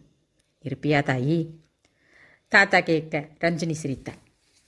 உங்கள் பயம் அனாவசியம் தாத்தா. நான் யார்? ரஞ்சினி. நீங்கள் வளர்த்த பொண்ணு. எப்பவும் இப்படியே இதே குணத்தோடு தான் இருப்பேன். போதுமா? அது போதுமா. உன் வளர்ப்பை பற்றி யாரும் குறை சொல்லிடாமல் பார்த்து நடந்துக்கும். நல்லா படித்து வாழ்க்கையில் உயர்ந்து உலகத்தை உன் பேர் சொல்ல வைக்கணும். இதுதான் உன் லட்சியமாக இருக்கணும். இந்த லட்சியத்தை நோக்கித்தான் நீ அடி எடுத்து வைக்கணும். உன் வெற்றியை பார்க்கத்தான் இந்த தாத்தா இருப்பேனோன்னு மாட்டேனும். இல்லாமல் எங்கே போவீங்களா? உங்களை விட்டுட்டு வேணா நான் அவ்வளோ சீக்கிரம்? தையல் நாயகி சிரிக்கிறா பார். அவள் பிடிச்சி இழுத்தா உன்னால் தடுத்துட முடியுமா? தாத்தா சொல்ல ரஞ்சினிக்கு ஏதோ பயம் கவ்வியது. தாத்தா செத்து போய் படுத்திருப்பது போல அவளையும் மீறி நினைத்து பார்த்தவள் கண்கள் குபுக்கென்று உடைந்தது. பைத்தியம், அழறையா?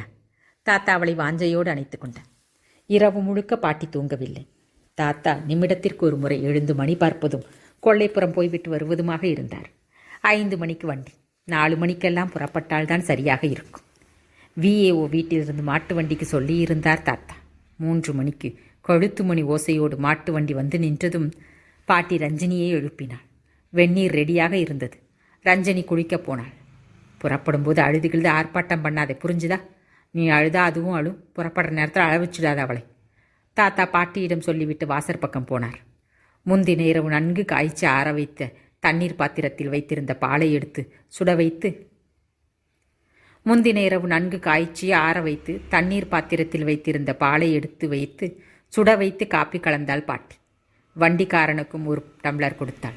வழியில் சாப்பிட இட்லி சுட்டு மிளகாய் பொடி தடவி எடுத்து வாழை இலையில் கட்டி நியூஸ் பேப்பர் சுற்றி கூடையில் வைத்தாள். ரஞ்சினி உடை மாற்றி தலை பின்னி பொட்டு வைத்து கொண்டு தயாராக வந்தாள். தாத்தா சாமான்களை வண்டியில் ஏற்றினார். ரஞ்சினி இருவரையும் நிறுத்தி வைத்து நமஸ்காரம் பண்ணினாள். காலில் விழுந்தவள் ஒரு நிமிடம் எழுந்திருக்கவில்லை. பாட்டியின் பாதங்களில் சொட்டு சொட்டாய் ஈரம் படிய பாட்டி அவளை சட்டென்று தூக்க ரஞ்சினி அழுது கொண்டிருப்பதை பார்த்ததும் பாட்டி உடைந்து போனாள். என் கண்ணே! பட்டணத்து வீதிகளில் ஆட்டோ வேகமாய் செல்ல ரஞ்சினி வியந்தாள். அப்பா, எத்தனை வண்டிகள்!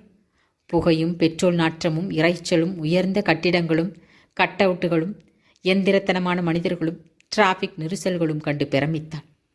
இனி இந்த வேக வேகமான அலைகளில் அவளும் ஒரு துளியாக கலக்கப் போகிறாள். ஸ்டேஷனுக்கு யாருமே வரலையே. நீங்கள் லெட்டர் போட்டிங்களா தாத்தா? போட்டேன். அவங்களுக்கு என்ன வேலையோ?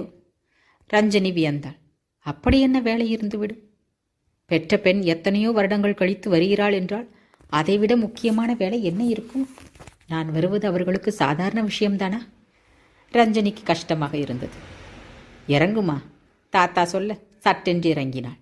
அடுக்குமாடி கட்டிடத்தை நிமிர்ந்து பார்த்தாள். கழுத்து வலித்தது. இவ்வளோ பெரிய வீடா? பிரமித்தாள். இது மொத்தமும் உங்கள் அம்மாவது இல்லை ரஞ்சினி. இதில் ஒரு ஃப்ளாட்டு மட்டும்தான் அவளுக்கு சொந்தம். பட்டணத்துல எல்லாம் இப்படித்தான். நிலத்தில் இடமில்லாமல் உயர உயர கட்டி அதையும் தரையும் மேல்தளமும் சொந்தமில்லாமல் ஒரு சொந்த வீட்டில் வாழறாங்க. தாத்தா சாமான்களை இறக்கி வைத்துவிட்டு ஆட்டோவுக்கு பணம் கொடுத்து அனுப்பினார். ரஞ்சினி சூட்கேஸ் எடுத்துக்கொள்ள மற்ற சாமான்களை அவர் எடுத்துக்கொண்டார். வாட்ச்மேன் வழிகாட்ட லிஃப்டில் ஏறி ஸ்வர்ணாவின் பிளாட்டுக்கு வந்தார்கள். காலிங் பெல் அழுத்தின. சிறிது நாழியில் ராஜம்மா கதவு திறந்தாள். யாரு ராஜம்மா என்றபடி ஸ்வர்ணா வெளியே வந்தாள். ஓ, அப்பாவா? வாங்க, வா ரஞ்சினி என்றாள். அவள் முகத்தில் துளிகூட பெண்ணை வெகுநாள் கழித்து பார்க்கும் மகிழ்ச்சியை காணவில்லை. மேக்ஸி அணிந்து பின்னப்படாது முதுகில் விரிந்து இருந்த கூந்தலோடு உள்ளே சென்ற அம்மாவையே வெறித்து பார்த்தபடி ஒரு கணம் சிலையாய் நின்றாள் ரஞ்சினி. ஓகே, வீடியோ ரொம்ப லென்த்தியாக போகுது, கதை 1 மணி நேரம் தாண்டிடுச்சு. நம்ம இதோட இந்த பாகத்தை முடிச்சுக்கலாம். இனி இதோட தொடர்ச்சியாக அடுத்த பாகத்தை தெரிஞ்சுக்கணும் அப்படின்னா நீங்கள் விஷுவலில் இப்போ பாருங்கள், உங்களுக்கு நெக்ஸ்ட் அப்படிங்கிற ஒரு வீடியோ காட்டும். அந்த வீடியோவை கிளிக் பண்ணாலே நீங்கள் அடுத்த வீடியோவுக்கு போயிடலாம், இதோட அடுத்த பாகத்துக்கு போயிடலாம். அப்படி இல்லாமல் கீழே டிஸ்கிரிப்ஷன்லேயும் இதோட அடுத்த பாகத்தை லிங்க்கை நான் கொடுக்க முயற்சி செய்கிறேன். இப்போது இதோட தொடர்ச்சியாக நீங்கள் கதையை தெரிஞ்சுக்கணும் அப்படின்னா விஷுவலில் வர நெக்ஸ்ட்டு வீடியோவை கிளிக் பண்ணுங்கள்.